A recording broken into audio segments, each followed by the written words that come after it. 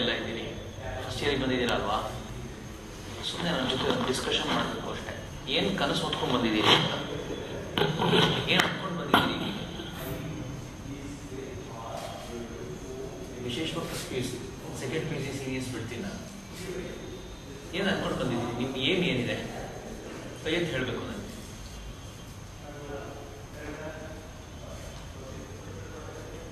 ಏನೂ ಇಲ್ಲ ಅಂತಲೂ ಆಗ್ಬೋದು, ನನಗೇನು ಏಮೇ ಇಲ್ಲ, ಸುಮ್ಮನೆ ಬಂದಿದ್ದೀನಿ ನಾನು. ಎಸ್, ಜ್ವರ ಹೇಳಿ IPS ಆಫೀಸರ್ ಆಗಬೇಕು ಅಂತ ಬಂದಿದ್ದೀನಿ. ಫೈನ್. ಇನ್ನು ಡಾಕ್ಟರ್ ಆಗಬೇಕು, ಹಿತೈಷಿ IAS ಆಫೀಸರ್ ಆಗಬೇಕು. ಇಂಜಿನಿಯರಿಂಗ್ ಮಾಡಬೇಕು ಅಂತ ಇದೆ.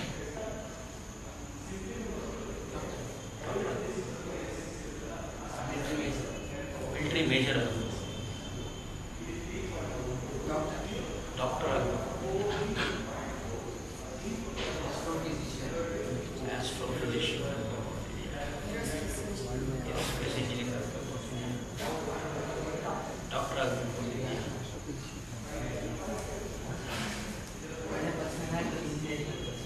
ಒಳ್ಳೆ ಪರ್ಸನ್ ಆಗಿ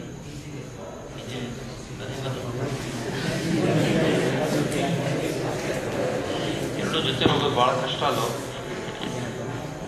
ಸರಿ, ಒಳ್ಳೆ ಪರ್ಸನ್ ಆಗಿ ಆಗ್ತಾ ಇದೆ. ಸೈಕಿಯಾಟ್ರಿಸ್ಟ್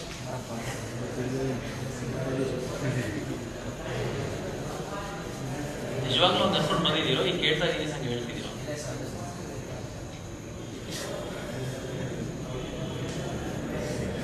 ಸರಿ, ನಾವು ಏನು ಆಗ್ಬೇಕು ಅಂತ ಅನ್ಕೊಂಡಿದ್ದೀವೋ ಅದಕ್ಕೆ ಬೇಕಾಗಿರೋ ಪ್ರಿಪ್ರೇಷನ್ ಬಗ್ಗೆ ಅಂದಾಜಿದೆಯಾ? ಈಗ IPS ಆಫೀಸರ್ ಯಾರೋ ಆಗ್ಬೇಕು ಅಂತ ಅನ್ಕೊಂಡ್ರೆ ಅದಕ್ಕೆ ನಾನು ಏನ್ ಮಾಡಬೇಕು ಅಂತ ಗೊತ್ತಿದ್ಯಾ? ನನಗೆ IAS ಆಫೀಸರ್ ಆಗ್ಬೇಕು ಅಂದ್ರೆ ಅದಕ್ಕೆ ನಾನು ಏನ್ ಮಾಡಬೇಕು ಅಂತ ಗೊತ್ತಿದ್ಯಾ? ಹೋಗ್ಲಿ, ಇಂಜಿನಿಯರ್ ಆಗಬೇಕು ಅಂತಂದ್ರೆ ಈಸಿಯೆಸ್ಟ್ ಥಿಂಗ್ ಪಾಸಿಬಲ್. ಈಗ ಸದ್ಯದ ಮಟ್ಟಿಗಂತೂ ಈಸಿಯೆಸ್ಟ್ ಥಿಂಗ್ ಏನಾದ್ರು ಇದ್ರೆ ಅದು ಇಂಜಿನಿಯರ್ ಆಗೋದು.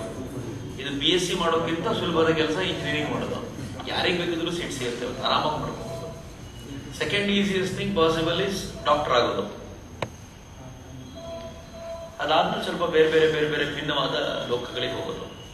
ಬಟ್ ಏನಾದ್ರೂ ಆದ್ರೂ ಸರಿ, ಬಟ್ ಅದು ಯಾತಕ್ಕೋಸ್ಕರ ಆಗ್ಬೇಕು ಅನ್ನೋದ್ರ ಒಂದು ಪರಿಕಲ್ಪನೆ ಇರಬೇಕು. ನಮ್ಮ ಒಟ್ಟಾರೆ ಉದ್ದೇಶ ಏನಾಗಿರ್ಬೇಕು? ನಾನು ಇಂಜಿನಿಯರ್ ಯಾಕೆ ಆಗಬೇಕು ಅಂತ ಕೇಳಿದೆ ಇತ್ತೀಚೆಗೆ ಒಬ್ಬ ಹುಡುಗನ್ನ. ನಾನು ಮಣಿಪಾಲದಲ್ಲಿ ಒಂದು ಕಾರ್ಯಕ್ರಮಕ್ಕೆ ಹೋಗಿದ್ದೆ. ನಿಮ್ ತರ SSLCಯಲ್ಲಿ ಹೈಯೆಸ್ಟ್ ಮಾರ್ಕ್ ತಗೊಂಡವರು, probably they have a cut off 95%. 95% SSLCಯಲ್ಲಿ ತಗೊಂಡಿರೋರು, ಸೆಕೆಂಡ್ PUC 95% ತಗೊಂಡಿರೋರು, ಇಂಥವರನ್ನೇ ಸೇರಿಸಿ ಒಂದು ಕಾರ್ಯಕ್ರಮ ಮಾಡ್ತಾರೆ. ಎವ್ರಿ ಇಯರ್ ಮಣಿಪಾಲ್ ಯೂನಿವರ್ಸಿಟಿ ಒಂದು ಪ್ರೋಗ್ರಾಮ್ ಮಾಡುತ್ತೆ.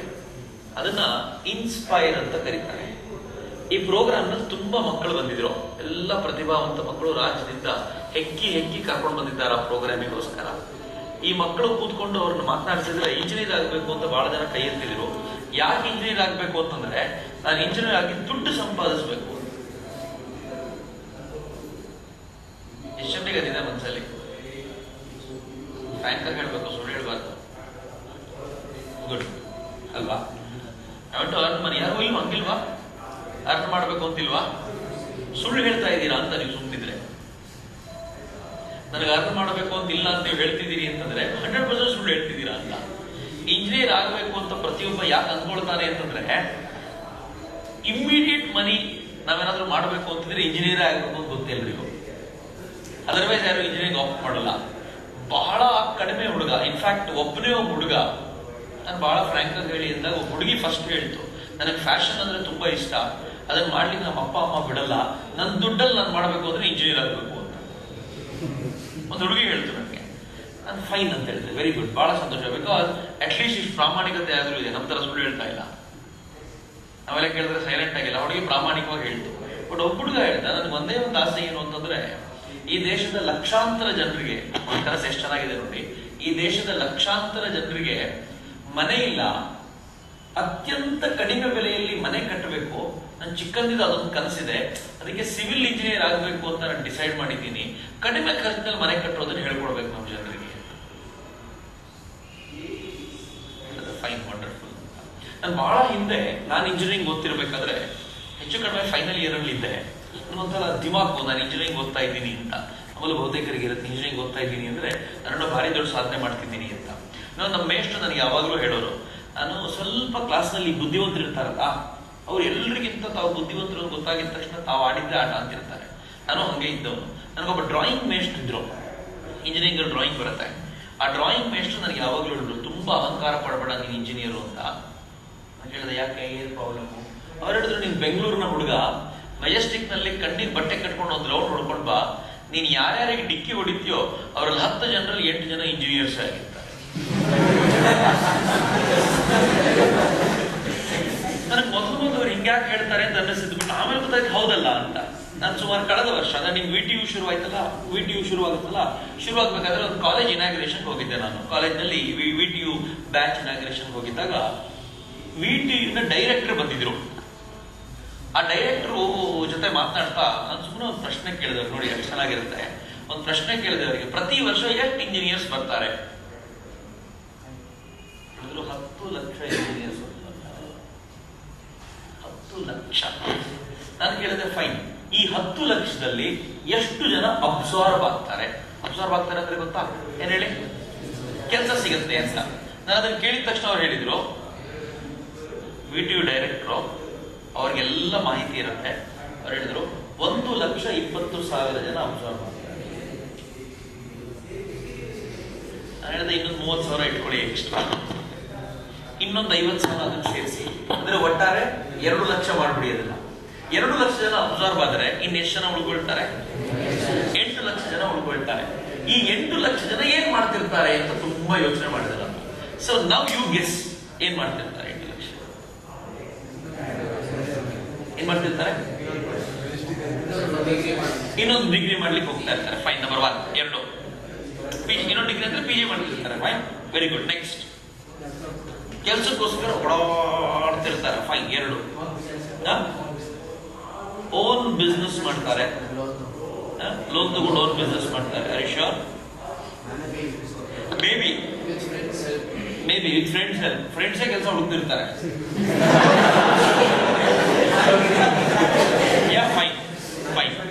Fine, because I am very much interested in that third point. ಅದಕ್ಕೋಸ್ಕರ ಮಾತನಾಡ್ತಿರೋದು. ಥರ್ಡ್ ಪಾಯಿಂಟ್ ಬಹಳ ಇಂಟ್ರೆಸ್ಟಿಂಗ್, ಅದಕ್ಕೋಸ್ಕರ ಥರ್ಡ್ ಪಾಯಿಂಟ್ ಅಲ್ಲಿ ಇರ್ತೀನಿ. Because I don't see it is just impossible. ನಮ್ಮ ಇಂಜಿನಿಯರಿಂಗ್ ಹುಡುಗರು ನಾನು ನೋಡಿದ್ರೆ ನಂಗೆ ಗೊತ್ತಾಗ್ಬಿಡುತ್ತೆ, ಅವ್ರಿಗೆ ಹೊಸದನ್ನು ಮಾಡುವಂತ ಯಾವ ಉದ್ದೇಶವೂ ಯಾವ ಸಾಹಸವೂ ತೋರಿಸ್ಕೊಳ್ಳೋಕೆ ತಾಕತ್ತು ಇರೋದಿಲ್ಲ. It is a problem. Fine, next ಏನ್ ಮಾಡ್ಬೋದು? ಅವರು ಮುಂದಿನ ಕೋರ್ಸಿಗೆ ಹೋಗ್ತಾರೆ ಅಷ್ಟೇ. ಅವರು BE ಮುಗಿತು MBA ಮಾಡ್ತಾರೆ. ಬಿಕಾಸ್ ಕೆಲಸ ಹುಡುಕೋದನ್ನ 2 ವರ್ಷ ಡಿಲೇ ಮಾಡ್ಬೋದಷ್ಟೇ. ಈಗಲೇ ಕೆಲಸ ಹುಡ್ಕೋ ಬಂದು ಇನ್ 2 ವರ್ಷ ಬಿಟ್ಟು ಹುಡುಕ್ಲಿಕ್ಕೆ ಏನ್ ಮಾಡ್ಬೇಕು ಅಂದ್ರೆ ಇನ್ನೊಂದ್ ಸ್ವಲ್ಪ ಓದ್ಕೋಬೇಕು ಅಷ್ಟೇ. ಫೈನ್, ಅಲ್ಲಿಗೆ ಮುಗಿಯುತ್ತೆ. ಆಮೇಲೆ ಏನೂ ಇಲ್ಲ ಅಂತಂದ್ರೆ ಮನೇಲಿ ಕೂತ್ಕೋತಾರೆ, ಖಾಲಿ ಇರ್ತಾರೆ, ಹೊರೆಯಾಗಿರ್ತಾರೆ. ಇಡೀ ಸಮಾಜಕ್ಕೆ ಒಂದು ದೊಡ್ಡ ಹೊರೆಯಾಗ್ಬಿಡ್ತಾರೆ.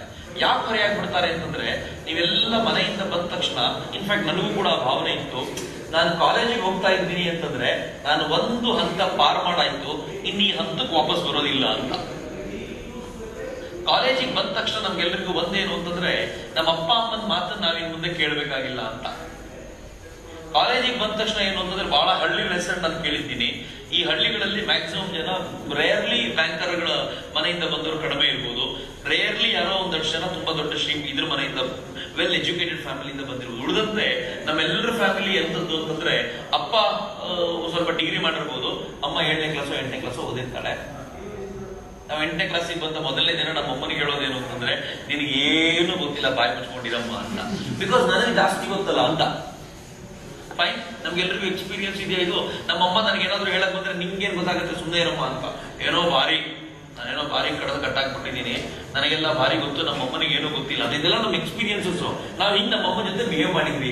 ನಮ್ಮ ಅಪ್ಪ ಸ್ವಲ್ಪ ಮಟ್ಟಿಗೆ ಓದ್ಕೊಂಡಿದ್ದಾರೆ, ಕೆಲಸದಲ್ಲಿದ್ದಾರೆ, ತುಂಬಾ ಹೇಳಲಿಕ್ಕಾಗಲ್ಲ. ಆದ್ರೂ ನಾನು ಸೈನ್ಸ್ ಓದ್ಲಿಕ್ಕೆ ಶುರು ಮಾಡಿದ ತಕ್ಷಣ ನಮ್ಮ ಅಪ್ಪಂಗೂ ಏನು ಗೊತ್ತಿಲ್ಲ ಅಂತ ಖಾತ್ರಿ ಆಗೋಯ್ತು. ಇನ್ನು ನಮ್ಮ ಅಪ್ಪನೂ ನನಗೇನು ಹೇಳ್ಕೊಡ್ಲಿಕ್ಕಾಗಲ್ಲ. ನಾನು ಒಂದ್ ಹೆಜ್ಜೆ ಮುಂದೆ ಬಂದಾಯ್ತು. BE ಮುಗಿದ ನಂತರ ಹೆಂಗಾಗ್ಬಿಡುತ್ತೆ ಅಂತಂದ್ರೆ, ಒಂದು ನಮ್ಮ ಅಪ್ಪ ಅಮ್ಮನಿಗಿಂತ ಜಾಸ್ತಿ ಅಂತ ನಮ್ಗೆ ಅನ್ಸ್ಲಿಕ್ಕೆ ಶುರು ಆಗ್ಬಿಡುತ್ತೆ. ಆದ್ರೆ ಸಮಾಜದಲ್ಲಿ ಇದರೆಲ್ಲರಿಗಿಂತಲೂ ನಾವು ಕಡಿಮೆ ಅಂತ ನಮ್ಗೆ ಗೊತ್ತಿರುತ್ತೆ. ನಮ್ಮ ಸ್ಥಿತಿ ಹೆಂಗಾಗುತ್ತೆ ಅಂದ್ರೆ, ಪಕ್ಕಾ ತ್ರಿಶಂಕು ಸ್ವರ್ಗ. ಈ ಕಡೆ ಮನೆಯಲ್ಲೂ ಹೊಂದಾಣಿಕೆ ಆಗಲ್ಲ, ಆ ಕಡೆ ಸಮಾಜದಲ್ಲೂ ನಮ್ಗೊಂದು ಪೊಸಿಷನ್ಗೆ ಬರುವಂತ ಸ್ಥಿತಿಯಲ್ಲಿಲ್ಲ. ಈ ಸ್ಟೇಟಿಗೆ ಬಂದ್ಬಿಡ್ತೀವಿ. ಈ ಸ್ಟೇಟಿಗೆ ನಾವು ಹೋಗಬಾರ್ದು ಅನ್ನೋದಾದ್ರೆ ಅದಕ್ಕೊಂದು ಬೇಸ್ ಇದೆಯಲ್ಲ, ಅದು ನೀವೇನ್ PUC ಮಾಡ್ತಿದ್ದೀರೋ ಅದೇ ಬೇಸು. ಈ ಬೇಸ್ ನಲ್ಲಿ ನೀವು ಎಷ್ಟು ಗಟ್ಟಿಯಾಗಿ ತಳ ಊರ್ತೀರೋ, ಎಷ್ಟು ದೊಡ್ಡ ಕನಸುಗಳನ್ನು ಕಾಣ್ತೀರೋ, ಎಷ್ಟು ಆತ್ಮವಿಶ್ವಾಸವನ್ನು ಗಟ್ಟಿ ಮಾಡ್ಕೊಳ್ತೀರೋ ಅಷ್ಟು ಎತ್ತರಕ್ಕೆ ಹೋಗ್ತೀರಾ. ಅಕಸ್ಮಾತ್ ಈ ಹೊತ್ತಿನಲ್ಲಿ ಆತ್ಮವಿಶ್ವಾಸ ಗಟ್ಟಿ ಮಾಡ್ಕೊಳ್ಳದೆ ಮೇಲ್ಮೇಲೆ ತೇಲ್ತಾ ಯಾರಿರ್ತಾರೋ ಅವ್ರು 100% ಒದ್ದಾಟ ಪಡ್ತಾ ಇರ್ತಾರೆ ಜೀವನದಕ್ಕೂ. ಇದನ್ನ ಮಾತ್ರ ಗಂಭೀರವಾಗಿ ಸ್ವೀಕಾರ ಮಾಡಿ. ನಾನು ಬಹಳ ಜನ ನೋಡಿದ್ದೀನಿ. ಹೀಗಾಗಿ ನಾನು ಯಾವಾಗಲೂ ಹೇಳೋದು, ಎಜುಕೇಶನ್ ಈ ಸ್ಟ್ರೀಮ್ ನಲ್ಲಿದ್ದಾಗ ನಿಮ್ಮ ಎಜುಕೇಶನ್ ನ ಏನು ಅನ್ನೋದನ್ನ ಪಕ್ಕಾ ತಿಳ್ಕೊಳ್ಳಿ. ಏನ್ ಮಾಡ್ಬೇಕು ಅಂತ ಹೊರಟಿದ್ದೀವಿ, ಏನ್ ದೃಷ್ಟಿಕೋನ ನಮ್ಗೆ ಇರಬೇಕು ಅಂತ. ನಮ್ ಟೋಟಲ್ ಎಜುಕೇಶನ್ ಸ್ಟ್ರೀಮ್ ನ ಪ್ರಾಬ್ಲಮ್ ಏನು ಅಂತಂದ್ರೆ ಇದೊಂದಕ್ಕೆ ನಮ್ಗೆ ಹೇಳ್ಕೊಡಲ್ಲ. ಅದು ನೀವು ಹೈಸ್ಕೂಲ್ ಅಲ್ಲಿ ಓದ್ಬೇಕಾದ್ರೆ ನಿಮ್ಗೆ ಎಲ್ಲವನ್ನೂ ಹೇಳ್ಕೊಡ್ತಾರೆ, ಆದ್ರೆ ನಿಮ್ಗೆ ಆತ್ಮವಿಶ್ವಾಸವನ್ನ ತುಂಬೋದು ಹೆಂಗೆ, ಆತ್ಮವಿಶ್ವಾಸ ಇಟ್ಕೊಂಡು ಹೋಗೋದು ಹೆಂಗೆ ಅಂತ ನಮ್ಗೆ ಯಾವತ್ತೂ ಹೇಳ್ಕೊಡ್ಲಿಲ್ಲ. 98% ತಗೊಂಡಿರ್ತೀವಿ ನಿಜ, ಆದ್ರೆ ಬದುಕೋದ್ರಲ್ಲಿ 98% ನಮ್ಗೆ ಯಾರಿಗೂ ಸಿಗಲ್ಲ. ನಾನೊಂದ್ಸಲ ನನ್ನ ಸಭೆಗಳಲ್ಲಿ ಕುತ್ಕೊಂಡು ಮಾತನಾಡ್ತಾ ಇದ್ದೆ. ನಮ್ಮ ಸ್ಕೂಲ್ ಸ್ಟ್ರಕ್ಚರ್, ಕಾಲೇಜ್ ಸ್ಟ್ರಕ್ಚರ್ ನೋಡ್ಬೇಕು. ಯಾವಾಗ್ಲೂ ನೋಡಿ, ಫಸ್ಟ್ 2 ಬೆಂಚ್ ಇರುತ್ತಲ್ಲ, ಎಲ್ಲ 99% ಹುಡುಗರು ಕೂತಿರ್ತಾರೆ. ಸಿಕ್ಕಾಪಟ್ಟೆ ಬುದ್ಧಿವಂತರು ಕೂತಿರ್ತಾರೆ. 99% ಅವ್ರಿಗೆ ಪಕ್ಕ. ಅವ್ರಿಗೆ ಮೇಷ್ಟ್ರು ಪಾಠ ಮಾಡದೆ ಹೋದ್ರೂ ಪರವಾಗಿಲ್ಲ, ಅವ್ರು ಯಾವಾಗಲೂ ಅವ್ರು ತಗೊಳ್ತಾರೆ. ಬಿಕಾಸ್ ಸೆಲ್ಫ್ ಸ್ಟಡಿ ಗೊತ್ತು ಅವರಿಗೆ. ಮಧ್ಯದ 3 ಬೆಂಚ್ ಇರ್ತಾರೆ, ಅವ್ರು 65 ರೇಂಜ್ನವರು. ಅವ್ರಿಗೆ ಮೇಷ್ಟ್ರು ಸ್ವಲ್ಪ ಪಾಠ ಮಾಡಿದ್ರೆ ಸ್ವಲ್ಪ ಜಾಸ್ತಿ ಮಾಡ್ಕೋತಾರೆ. ಇಲ್ಲಿರೋ 65 ರೇಂಜಿಗೆ ಪ್ರಾಬ್ಲಮ್ ಇಲ್ಲ. ಕೊನೆ 2 ಬೆಂಚ್ ಇರ್ತಾರೆ, ಅವ್ರ ಮೇಷ್ಟ್ರು ಪಾಠ ಮಾಡೋದನ್ನ ಅವ್ರು ಕೇಳಲ್ಲ, ಮೇಷ್ಟ್ರು ಪಾಠ ಮಾಡೋದು ಅವ್ರವರೆಗೂ ರೀಚ್ ಆಗಲ್ಲ. ಅವ್ರು ಕಷ್ಟಪಟ್ಟು ಪಾಸ್ ಆಗುವಂತ ವ್ಯಕ್ತಿಗಳು. ಅಂದ್ರೆ ಇಂಟ್ರೆಸ್ಟಿಂಗ್ಲಿ ಏನು ಅಂದ್ರೆ, ಈ ಮೊದಲ 2 ಬೆಂಚ್ನವರು 100% ಇಂಜಿನಿಯರ್ಸ್, ಡಾಕ್ಟರ್ಸ್ ಆಗಲ್ಲ. ಮಧ್ಯದ 3 ಬೆಂಚವ್ರು ಇರ್ತಾರಲ್ಲ, ಪೊಲೀಸ್ ಆಗ್ತಾರೆ, IAS ಹೋಗ್ತಾರೆ, IPS ಆಗ್ತಾರೆ, ಏನೋ ಮ್ಯಾನೇಜ್ ಮಾಡ್ಕೊಂಡು ಬರ್ತಾರೆ. ಈ ಕೊನೆ 1-2 ಬೆಂಚ್ನವರು ಏನಾಗ್ಬೋದು, ಪೊಲಿಟಿಷಿಯನ್ಸ್ ಆಗ್ತಾರೆ. ಫೈನ್. ಇದನ್ನ ನಾನು ಹೇಳಿ ಸುಮ್ಮನಾದ್ರೆ, ನಮ್ಮ ಎಜುಕೇಶನ್ ಸ್ಟ್ರೀಮ್ ನ ಮಜಾ ಇದು. ನಾನು ಹೇಳಿ ಸುಮ್ಮನಾದ್ರೆ ನನ್ನ ಪಕ್ಕದಲ್ಲಿ ಒಬ್ರು ಪೊಲಿಟಿಷಿಯನ್ ಇದ್ರು. ನಾನು ಅವ್ರ ಹೆಸರು ತಗೊಳ್ಳಿಕ್ಕೆ ಇಷ್ಟಪಡಲ್ಲ. ನಾನು ಹೇಳಿ ತಮಾಷೆ ಮಾಡ್ತಿದ್ರು, ಅವ್ರು ಬಂದು ಆರೋಪ ಮಾಡಿದ್ರು. ನಾನು ಕೊನೆ ಬೆಂಚಲ್ಲಿ ಕೂತ್ಕೊಳ್ತಿದ್ದೆ ಅಂತ ನಿಮ್ಗೆ ಗೊತ್ತಾಯ್ತು. ಇಟ್ಸ್ ಎ ಜನರಲ್ ಸ್ಟೇಟ್ಮೆಂಟ್, ನೀವು ತುಂಬಾ ತಲೆ ಕೆಡಿಸ್ಕೊಳ್ಬೇಡಿ ಅಂತ. ಬಟ್ ಏನೋ ಅವ್ರ ಬ್ರಿಲಿಯನ್ಸ್ ಗೊತ್ತಾ. ಈ ಕೊನೆ ಬೆಂಚರ್ ಬಹಳ ಬಾರಿ ಕೂತಾರೆ, ಎಷ್ಟು ಬ್ರಿಲಿಯಂಟ್ ಆಗಿರ್ತಾರೆ ಅಂದ್ರೆ, ಈ ಸೈಡ್ ಚಕ್ರವರ್ತಿ ನೀವು ಅರ್ಧ ಹೇಳಿ ನಿಲ್ಸಿದ್ರೆ ನಾನು ಕಂಪ್ಲೀಟ್ ಮಾಡ್ತೀನಿ. ಏನ್ ಕಂಪ್ಲೀಷನ್ ನಿಮ್ದು ಅಂದ್ರೆ ಏನಂದ್ರೆ ಗೊತ್ತಾ, ಕೊನೆ ಬೆಂಚಲ್ಲಿ ಕುಳಿತುಕೊಳ್ಳೋ ನಾವು ವರ್ಷ ಪೂರ್ತಿ, ನಾವು ಜೀವನ ಪರ್ಯಂತ ಮಧ್ಯದ ಬೆಂಚ್ ನಲ್ಲಿ ಇರೋರ ಮೂಲಕ ಮುಂದಿನ ಬೆಂಚ್ ನಲ್ಲಿರೋರು ಕಂಟ್ರೋಲ್ ಮಾಡ್ತಾ ಇರ್ತೀವಿ. ಅರ್ಥ ಆಗ್ತಿದ್ಯಾ? ಕೊನೆ ಬೆಂಚ್ ನಲ್ಲಿ ಕೂತ್ಕೊಳ್ಳೋದ್ರ ಪೊಲಿಟಿಷಿಯನ್ಗಳು ಈ ಆಫೀಸರ್ಗಳ ಮೂಲಕ ಇಂಜಿನಿಯರ್ಗಳು, ಡಾಕ್ಟರ್ಗಳನ್ನ ಜೀವನ ಪರ್ಯಂತ ಕಂಟ್ರೋಲ್ ಮಾಡ್ತಿರ್ತೀವಿ. ಅಂತೇನು ಪ್ರಾಬ್ಲಮ್ ಇದೆ ಅಂತ. ಹೌದಲ್ವಾ? ನನಗಿದು ಅರ್ಥನೇ ಆಗಿರ್ಲಿಲ್ವಲ್ಲ. ಯೋಚನೆ ಮಾಡಿ, ನಮ್ಮ ಎಜುಕೇಶನ್ ಸ್ಟ್ರೀಮ್ ಹೆಂಗಿದೆ ಅಂತಂದ್ರೆ, ಯಾರಿಗೆ ಏನು ಹೇಗೆ ಅನ್ನೋದ್ರ ಪರಿಕಲ್ಪನೆ ಇಲ್ಲ. ಸೊ ನಮ್ಗೆ ಹೆಂಗ್ ಮಾಡ್ಬಿಟ್ಟಿದ್ದಾರೆ ಅಂತಂದ್ರೆ, 98 ಮಾರ್ಕ್ಸ್ ಬಂತು ಅಂತ ಬೆಂಗಳೂರಲ್ಲಿ ಒಂದು ಹುಡುಗಿ 98 ಮಾರ್ಕ್ಸ್ ಬಂತು ಮ್ಯಾಥ್ಸ್ ನಲ್ಲಿ ಅಂತ 100 ಬರಲಿಲ್ಲ ಅನ್ನೋ ಕಾರಣಕ್ಕೋಸ್ಕರ ಆತ್ಮಹತ್ಯೆ ಮಾಡ್ಕೊಂಡಿದ್ದೆ. ಅಂದ್ರೆ 100 ಅನ್ನೋದ್ರ ಮಾರ್ಕ್ಸ್ ಸಂಖ್ಯೆ ಅಂತ. ಅದರಲ್ಲೂ ಕೆಲವು ಹುಡುಗರು ಇರ್ತಾರೆ. ಇದೇ ಹಾಸ್ಟೆಲ್ ಒಬ್ಬ ಹುಡುಗ ಇದ್ದ. ಬಹುಶಃ ನಿಮ್ಗೆ ಯಾವಾಗಾದ್ರೂ ಸಿಗ್ಲೂಬಹುದು ಆ ಹುಡುಗ. ನಾನು ತುಂಬಾ ಬಾರಿ ಆ ಹುಡುಗನ ಬಗ್ಗೆ ಹೇಳ್ತಿರ್ತೇನೆ. ಶಿವನಜ್ಜು ಅಂತಿದ್ದ. ಬಂದಿದ್ರೆ ಹುಡುಗ ಏನು ಇಂಡಿಯನ್ ಇನ್ಸ್ಟಿಟ್ಯೂಟ್ ಆಫ್ ಸೈನ್ಸ್ ಇದ್ದಾನೆ ಗೊತ್ತಾ. ಅವ್ನು ಇಂಟ್ರೆಸ್ಟಿಂಗ್ ಪಾರ್ಟಿ. ಇವತ್ತು IAS ಇದ್ದಾನ ಅವನು. ಮಜವಾದ ಸಂಗತಿ ಏನು ಅಂತಂದ್ರೆ, ನಾನು ಅವನ ಬಗ್ಗೆ ಒಂದು ಆರ್ಟಿಕಲ್ ಕೂಡ ಬರೆದೆ. ನಂಗೆ ಬಹಳ ಖುಷಿ ಕೊಟ್ಟಂತ ಸಂಗತಿ ಅದು. ಏನ್ ವಿಚಿತ್ರವಾದ ಹುಡುಗ ಇದ್ದವನು ಅಂತಂದ್ರೆ, ಅವ್ನು ಪಕ್ಕ IAS ಹೋಗ್ಲೇಬೇಕಿತ್ತು. ಅವನು BE ಮಾಡಿ ಲೆಕ್ಚರಿಂಗ್ ಎಲ್ಲ ಮಾಡಿದ ಬಹಳ ದಿನಗಳ ಕಾಲ. ನಾನು ಹೇಳಿದವನು, ಇಲ್ಲ ನೀನು ಪ್ಯೂರ್ ಸೈನ್ಸ್ಗೆ ಹೋಗ್ಬೇಕು. ನಮ್ಮಲ್ಲಿ ಯಾರಿಗೂ ಆ ದಿಕ್ಕಲ್ಲಿ ಇಂಟ್ರೆಸ್ಟೇ ಇರಲ್ಲ. ಬಿಕಾಸ್ ನಾವು ಆ ದಿಕ್ಕಲ್ಲಿ ಯೋಚನೆ ಮಾಡಲಿಲ್ಲ. ನಾನು ಇಲ್ಲೇ ಒಂದು ಯಾವುದೋ ರೂಮಲ್ಲಿ ಇದ್ದ ಒಂದಿನ. ನಾನು ಅವನಿಗಿಂತ ಸೀನಿಯರ್. ಸುಮ್ಮನೆ ಒಂದಿನ ಅವನ ರೂಮಿಗೆ ಹೋಗಿ ಕೂತಿದ್ದಾಗ ಅವನು ಬೆಂಚಿನ ಮುಂದೆ ಕೂತಿದ್ದ, ಟೇಬಲ್ ಮುಂದೆ ಕೂತ್ಕೊಂಡು ಬೆಂಚಿನ 2 ಕಾಲ ಮೇಲೆ ನಾವು ಕುರ್ಚಿ ಆಡ್ತಾ ಇರ್ತೀವಲ್ಲ, ಹಂಗ ಆಡ್ಕೊಂಡು ಬುಕ್ ಇಟ್ಕೊಂಡು ಓದ್ತಾ ಇದ್ದ. ನಾನು ಹೋಗಿ ತಕ್ಷಣ ಗಾಬರಿಯಾಗಿ, ಅಣ್ಣ ಒಂದು ಮ್ಯಾಜಿಕ್ ನೋಡಿದೆ ನಾನು ಅಂತ. ನಾನು ಹೇಳಿದೆ, ಏನ್ ಮ್ಯಾಜಿಕ್ ನೋಡಿದೆ? ವೆರಿ ಸಿಂಪಲ್, ಎಷ್ಟು ಚೆನ್ನಾಗಿತ್ತು ನೋಡಿ, ನಮ್ಮ ದೃಷ್ಟಿಕೋನ ಹೆಂಗಿರ್ಬೇಕು. ಅವ್ರು ಹೇಳಿದ್ರೆ, ನಾನು ಬುಕ್ಕನ್ನು ಇಟ್ಕೊಂಡಿದ್ದೆ, ಈ ಬುಕ್ಕಿನ ಮೇಲೆ ಓದ್ತಾ ಇರ್ಬೇಕಾದ್ರೆ ಒಂದು ಇರುವೆ ಬಂತು ಅಂತಂದ. ನಮಗೂ ಬರುತ್ತೆ ಬಹಳ ಓದ್ಬೇಕಾದ್ರೆ ಇರುವೆ ಬರೋದೇನು ಮ್ಯಾಜಿಕ್? ಇರುವೆ ಬರುತ್ತೆ. ಸರಿ, ಏನಾಯ್ತು ಆಮೇಲೆ? ಏನಾಯ್ತು? ಇರುವೆ ಬಂತು. ನಾನು 2 ಕೈ ಕುರ್ಚಿ ಹಿಡ್ಕೊಂಡಿದ್ದೆ. ಸ್ವಲ್ಪ ಆಲಸ್ಯ ಅಂತ ಇರುವೆನ ಓಡಿಸ್ಬೇಕಲ್ಲ, ಈ ಕೈ ತೆಗೆದು ಓಡಿಸೋದು ಯಾಕೆ ಅಂತ ಗಾಳಿ ಊದ್ದೆ ಅಂತ. ನಾವು ಮಾಡ್ತಿದ್ದಾನೆ, ನಮಗೂ ರೂಢಿ ಇದೆ ಅದು, ಗಾಳಿ ಓದಿದ್ವಿ ಅಂತ. ನಾವು ಮಾಡ್ತೀವಿ. ಏನ್ ವಿಶೇಷ? ಬಟ್ ಒಂದು ಮ್ಯಾಜಿಕ್ ನೋಡಿದೆ ಅಣ್ಣ, ನಾನು ಮೊದಲು ಗಾಳಿ ಊದಿದಾಗ ಅದೊಂಥರ ಅಟೆಂಟಿವ್ ಆಯ್ತು, ಅಟೆನ್ಷನ್ ಸ್ಟೇಜಿಗೆ ಬಂತು. ಹೆಂಗಾಯ್ತು ಅಂದ್ರೆ ಒಂದು ಆಂಗಲ್ ಗಟ್ಟಿಯಾಗಿ ನಿಂತ್ಕೊಳ್ತು. ಆಮೇಲೆ ನಾನು ಎಷ್ಟು ಗಾಳಿ ಊದಿದ್ರು ಹಾರ್ಲಿಲ್ಲ. ಅದು ಗಮನಿಸಿದ್ದೀರಾ ಇದನ್ನ? ಯಾವ್ದಾದ್ರು ನಿರ್ವೆ ಬಂದಾಗ ಸ್ವಲ್ಪ ಗಾಳಿ ಊದಿ ಅದು ಸ್ವಲ್ಪ ಅಲರ್ಟ್ ಆಗಿ ನಿಂತ್ಕೊಂಡ್ಬಿಡತ್ತೆ. ಒಂದ್ಸಲ ಅಲರ್ಟ್ ಆದ್ಮೇಲೆ ಸ್ವಲ್ಪ ಜೋರಾಗಿ ಗಾಳಿ ಊದಿದ್ರು ಹಾರಲ್ಲ, ತುಂಬಾ ಫೋರ್ಸ್ ಆಗ್ಬೇಕಾಗತ್ತೆ ಅದಕ್ಕೆ, ಅಷ್ಟು ಗಾಳಿ ಊದ್ದಾಗ ಆಗುತ್ತೆ. ಅದೇ ನಾನು ನೋಡಿದೀನಿ. ನನಗೆ ಏನಂತ ಗೊತ್ತಾ ಅವನು ಅಣ್ಣ, ಇದು ನಂಗೆ ನೋಡಿದಾಗ ಅನ್ನಿಸ್ತು, ಆ ನಿಂತಿರೋ ಆಂಗಲ್ ನೋಡಿ, ಈ ಆಂಗಲ್ ಅಲ್ಲಿ ಪಿಲ್ಲರ್ ಹಾಕಿ ಮನೆ ಕಟ್ಟಿದ್ರೆ ಸುಂಟ್ರ ಗಾಳಿ ಮನೆ ಬೀಳಲ್ಲ ಅಂತ ನನಗೆ ಅನ್ನಿಸ್ತು. ಪ್ರಶ್ನೆ ಮಾಡ್ತಿದ್ದೀರಾ? ಯಾವಾಗಾದ್ರೂ ಈಗ ಅನ್ಸುತ್ತಾ ನಮ್ಗೆ? ನಮ್ಮಲ್ಲಿ ಬಹುತೇಕರ ಪ್ರಾಬ್ಲಮ್ ಹೆಂಗೆ ಅಂತಂದ್ರೆ, ಇದರಲ್ಲಿರುವಂತ ಈ ಅದ್ಭುತವಾದ ಸಂಗತಿಗಳನ್ನು ಗುರುತಿಸ್ಲಿಕ್ಕೆ ಆಗಲ್ಲ. ನಮ್ಮ ಎಜುಕೇಶನ್ ಸಿಸ್ಟಮ್ ಯಾವತ್ತೂ ನಮ್ಗೆ ಇದನ್ನ ಹೇಳ್ಕೊಡ್ಲೇ ಇಲ್ಲ. ನಮ್ಗೊಬ್ಬ ಮೇಷ್ಟ್ರು ಬರೋರು ತುಂಬಾ ಚೆನ್ನಾಗಿತ್ತು. ಅವ್ರು ನಂಗೊಂದು ಘಟನೆ ಯಾವಾಗಲೂ ಹೇಳೋರು. ನಮ್ಮ ಹುಡುಗರ ಇಮ್ಯಾಜಿನೇಷನ್ ಕೆಪಾಸಿಟಿ ಹೆಂಗಾಗೋಗಿದೆ ಅಂತಂದ್ರೆ, ನಾನು ತುಂಬಾ ಬಾರಿ ಉಲ್ಲೇಖ ಮಾಡ್ತಿರ್ತೀನಿ ಬಹಳ ಹುಡುಗರು ಸೇರಿದಾಗಲೆಲ್ಲ. ಇಮ್ಯಾಜಿನೇಷನ್ ಕೆಪಾಸಿಟಿ ಎಷ್ಟು ಝೀರೋ ಆಗೋಗಿದೆ ಅಂತಂದ್ರೆ, ಅವರೊಂದಿನ ಮಕ್ಕಳಿಗೆ ಒಂದು ಕರ್ಚಿಫ್ ತೋರಿಸಿ, ಈ ಮಕ್ಕಳಿಗೆ ಒಂದು ಕರ್ಚಿಫ್ ತೋರಿಸಿ, ಈ ಕರ್ಚಿಫ್ ಹೆಂಗ್ ಬಳಸ್ತೀರಿ ಅಂತ ಕೇಳ್ತೀರ. ಒಬ್ಬ ಹುಡುಗ ನಿಂತ್ಕೊಂಡು ಹೇಳ್ತಾರೆ, ಇಂಥ ಪ್ರಶ್ನೆ ಕೇಳ್ತೀರಾ, ಮುಖ ಒರೆಸ್ಕೊತೀವಿ ಅಂತ. ಅವರಂದ್ರು ಫೈನ್. ಇನ್ನೇನಾದ್ರು ಇನ್ನೊಬ್ಬ ಹುಡುಗ ಬಂದ, ಸರ್ ಮುಖ ತೊಳ್ಕೊಂಡು ಬರ್ತೀವಲ್ಲ ಅವಾಗ ಒರೆಸ್ಕೊತೀವಿ ಅಂತ. ಹೋಗ್ಲಿ. ಇನ್ನೇನಾದ್ರು, ಸರ್ ಗಾಡಿ ಗಲೀಜಾಗಿರುತ್ತೆ ಸರ್ ಅದನ್ನ ಒರೆಸ್ತೀವಿ ಅಂತಂದ. ಇನ್ನೇನಾದ್ರು, ಏನ್ ಸರ್ ಇನ್ನೇನಾದ್ರು ಏನಿಲ್ಲ, ಸುಮ್ಮನೆ ಬರೀ ಒರೆಸೋದ್ ಬಿಟ್ರೆ ಇನ್ನೇನು ಒರೆಸೋದ್ ಬಿಟ್ರೆ ನಿಮ್ಗೆ ಇನ್ನೇನು ಗೊತ್ತಾಗ ಸುಮ್ಮನೆ ಆಗ್ಬಿಟ್ರು ಅವರು. ನೋಡಿ ಒರೆಸೋದ್ ಬಿಟ್ರೆ ಏನು ಗೊತ್ತಾಗಲ್ಲ ಅಂತ ಅವ್ರು ಏನ್ ಮಾಡಿದ್ರು, ಅದೇ ಊರಿನಲ್ಲಿ 3ನೇ ಕ್ಲಾಸಿಂದ ಕ್ಲಾಸ್ ಎಲ್ಲರೂ ಕನ್ಸ್ಟ್ರಕ್ಟ್ ಮಾಡ್ತಾರೆ. ಆದ್ರೆ ಕನ್ಸ್ಟ್ರಕ್ಟ್ ಮಾಡಿದ್ರೆ ತೆಗಿಯೋರು ಯಾರು ಇರಲ್ಲ. ಅದಕ್ಕೆ ಅವ್ರು ಏನ್ ಶುರು ಮಾಡಿದ್ರು ಅಂದ್ರೆ, ಕೊಟ್ರೇಶ್ ಡೆಮಾಲಿಷರ್ಸ್ ಅಂತ ಶುರು ಮಾಡಿದ್ರು. ಸಿವಿಲ್ ಇಂಜಿನಿಯರ್ಸ್ ಏನ್ ಮಾಡ್ಬೇಕು, ಕನ್ಸ್ಟ್ರಕ್ಟ್ ಮಾಡ್ಬೇಕು. ಬಿಕಾಸ್ ಎಲ್ಲರೂ ಕನ್ಸ್ಟ್ರಕ್ಟ್ ಮಾಡ್ತಾರಲ್ಲ, ಅವ್ರು ಮಾಡ್ತಾರೆ, ಅದಕ್ಕೂ ನಾವು ಅದನ್ನೇ ಮಾಡ್ಬೇಕು. ಇದು ಬಿಟ್ಟು ಹೊಸ ಯೋಚನೆ ಮಾಡ್ಲಿಕ್ಕೆ ಸಿಗದೇ ಇಲ್ಲ. ಈ ದೇಶದ 99% ಜನ ಇದನ್ನೇ ಕುರಿಗಳ ಐಡಿಯಾ ಅಂತ ಕರೀದು. ಕುರಿ ಹೆಂಗಿರುತ್ತೆ ಗೊತ್ತಾ, ಒಂದು ಕುರಿ ಹೋದ್ರೆ ಅದ್ರ ಹಿಂದೆನೆ ಹೋಗುದು, ಅದಕ್ಕೆ ಪ್ರತ್ಯೇಕವಾದ ದಾರಿ ಹುಡುಕೋದು ಗೊತ್ತಿಲ್ಲ. ಸೊ 99% ಆಫ್ ದಿ ಟೈಮ್ಸ್ ಅದನ್ನೇ ಮಾಡಿದ್ವಿ ನಾವು. ಅವ್ರು ಅದನ್ನ ಹೇಳಿದ್ರು, ಎಲ್ಲರೂ ಅದನ್ನೇ ಮಾಡ್ತಾರಲ್ಲ, ನಾನು ಬೇರೆ ಥಾಟ್ ಕೊಟ್ಟೆ, ಕೊಟ್ರೇಶ್ ಡೆಮಾಲಿಷರ್ಸ್ ಅಂತ. ಮೊದಲು ಎಲ್ಲರೂ ನಕ್ಕಿದ್ರಂತೆ. ಇವ್ರು ಹೇಳ್ತಾರೆ, ಗೊತ್ತಾಗುತ್ತೆ ನಿಮ್ಗೆ ಸುಮ್ಮನೆ ಇರಿ ಅಂತ. ಅದೇನ್ ಅದೃಷ್ಟವೋ ಏನೋ ಗೊತ್ತಿಲ್ಲ, ಈ ಹಂಪಿಯಲ್ಲಿ ಒಂದು ಸೇತುವೆ ಕಟ್ಟಿದ್ರು. ಹಂಪಿ ಆನೆಗೊಂದಿ ಮತ್ತು ಯಾರೋ ಗಂಗಾವತಿ ಬಿದ್ದಳು ಗೊತ್ತಿರಬೇಕು. ಆನೆಗೊಂದಿ ಎರಡು ಒಂದು ಸೇತುವೆ ಕಟ್ಟಿದ್ರು. ಸೇತುವೆ ಕಟ್ಟಿದ ನಂತರ ಯುನೆಸ್ಕೋ ಹೇಳ್ತು, ಈ ಸೇತುವೆ ಏನಾದ್ರೂ ನೀವು ಕಟ್ಟಿದ್ರೆ ಹಂಪಿಗೆ ನಾವು ವಿಶ್ವ ಮಾನ್ಯತೆ ಏನ್ ಕೊಟ್ಟಿದ್ವಿ ಅದನ್ನ ವಾಪಸ್ ತಗೊಂಡ್ಬಿಡ್ತೀವಿ, ಸೇತುವೆ ಡೆಮಾಲಿಷ್ ಮಾಡಿದ್ರೆ ಸರಿ ಅಂತ. ಇಲ್ಲಾಂದ್ರೆ ವಿಶ್ವ ಮಾನ್ಯತೆ ತಗೋತೀವಿ, ವಿಶ್ವ ಮಾನ್ಯತೆ ವಾಪಸ್ ತೆಗೆದುಕೊಂಡ್ರೆ ಯಾರು ಇಂಟರ್ನ್ಯಾಷನಲ್ ಟೂರಿಸ್ಟ್ ಅದಕ್ಕೆ ಬರಲ್ಲ, ಅಲ್ಲಿ ಹಂಪಿ ಸತ್ತೋಗುತ್ತೆ ಅಂತ. ಅದಾಗಿದ ತಕ್ಷಣ ಸ್ವಲ್ಪ ಹೆದರಿಕೆ ಆಯ್ತು ಸರ್ಕಾರಕ್ಕೆ. ಸರ್ಕಾರ ಏನೋ ಅರ್ಧಂಬರ್ಧ ಕಟ್ಬಿಟ್ಟಿತ್ತು, ಇದನ್ನ ಡೆಮಾಲಿಷ್ ಮಾಡೋದು ಯಾರು ಇಲ್ಲ. ಯಾರೋ ಹೇಳಿದ್ರು, ಒಂದು ಕೊಟ್ರೇಶ್ ಡೆಮಾಲಿಷರ್ಸ್ ಇದ್ದಾರೆ, ಇವ್ರು ಮಾಡಬಹುದು ಅಂತ. ಇವ್ರೊಬ್ಬರಿಗೆ ಬಿಟ್ರೆ ಕರ್ನಾಟಕದ ಮಟ್ಟಿಗೆ ಟೆಕ್ನಾಲಜಿ ಬಗ್ಗೆ ಯಾರಿಗೂ ಅವತ್ತಿನ ದಿನಗಳಲ್ಲಿ ಐಡಿಯಾ ಇರಲಿಲ್ಲ. ಸರ್ಕಾರ ಅವ್ರಿಗೆ ಕೇಳ್ಕೊಳ್ತು, ಡೆಮಾಲಿಷ್ ಮಾಡ್ಕೊಡ್ತೀರಾ? ಇವ್ರಂದ್ರೆ ಅದಕ್ಕೆ ನಾವಿರೋದು ಯಾಕೆ ಟೆನ್ಷನ್ ಮಾಡ್ಕೊಡ್ತೀರಾ?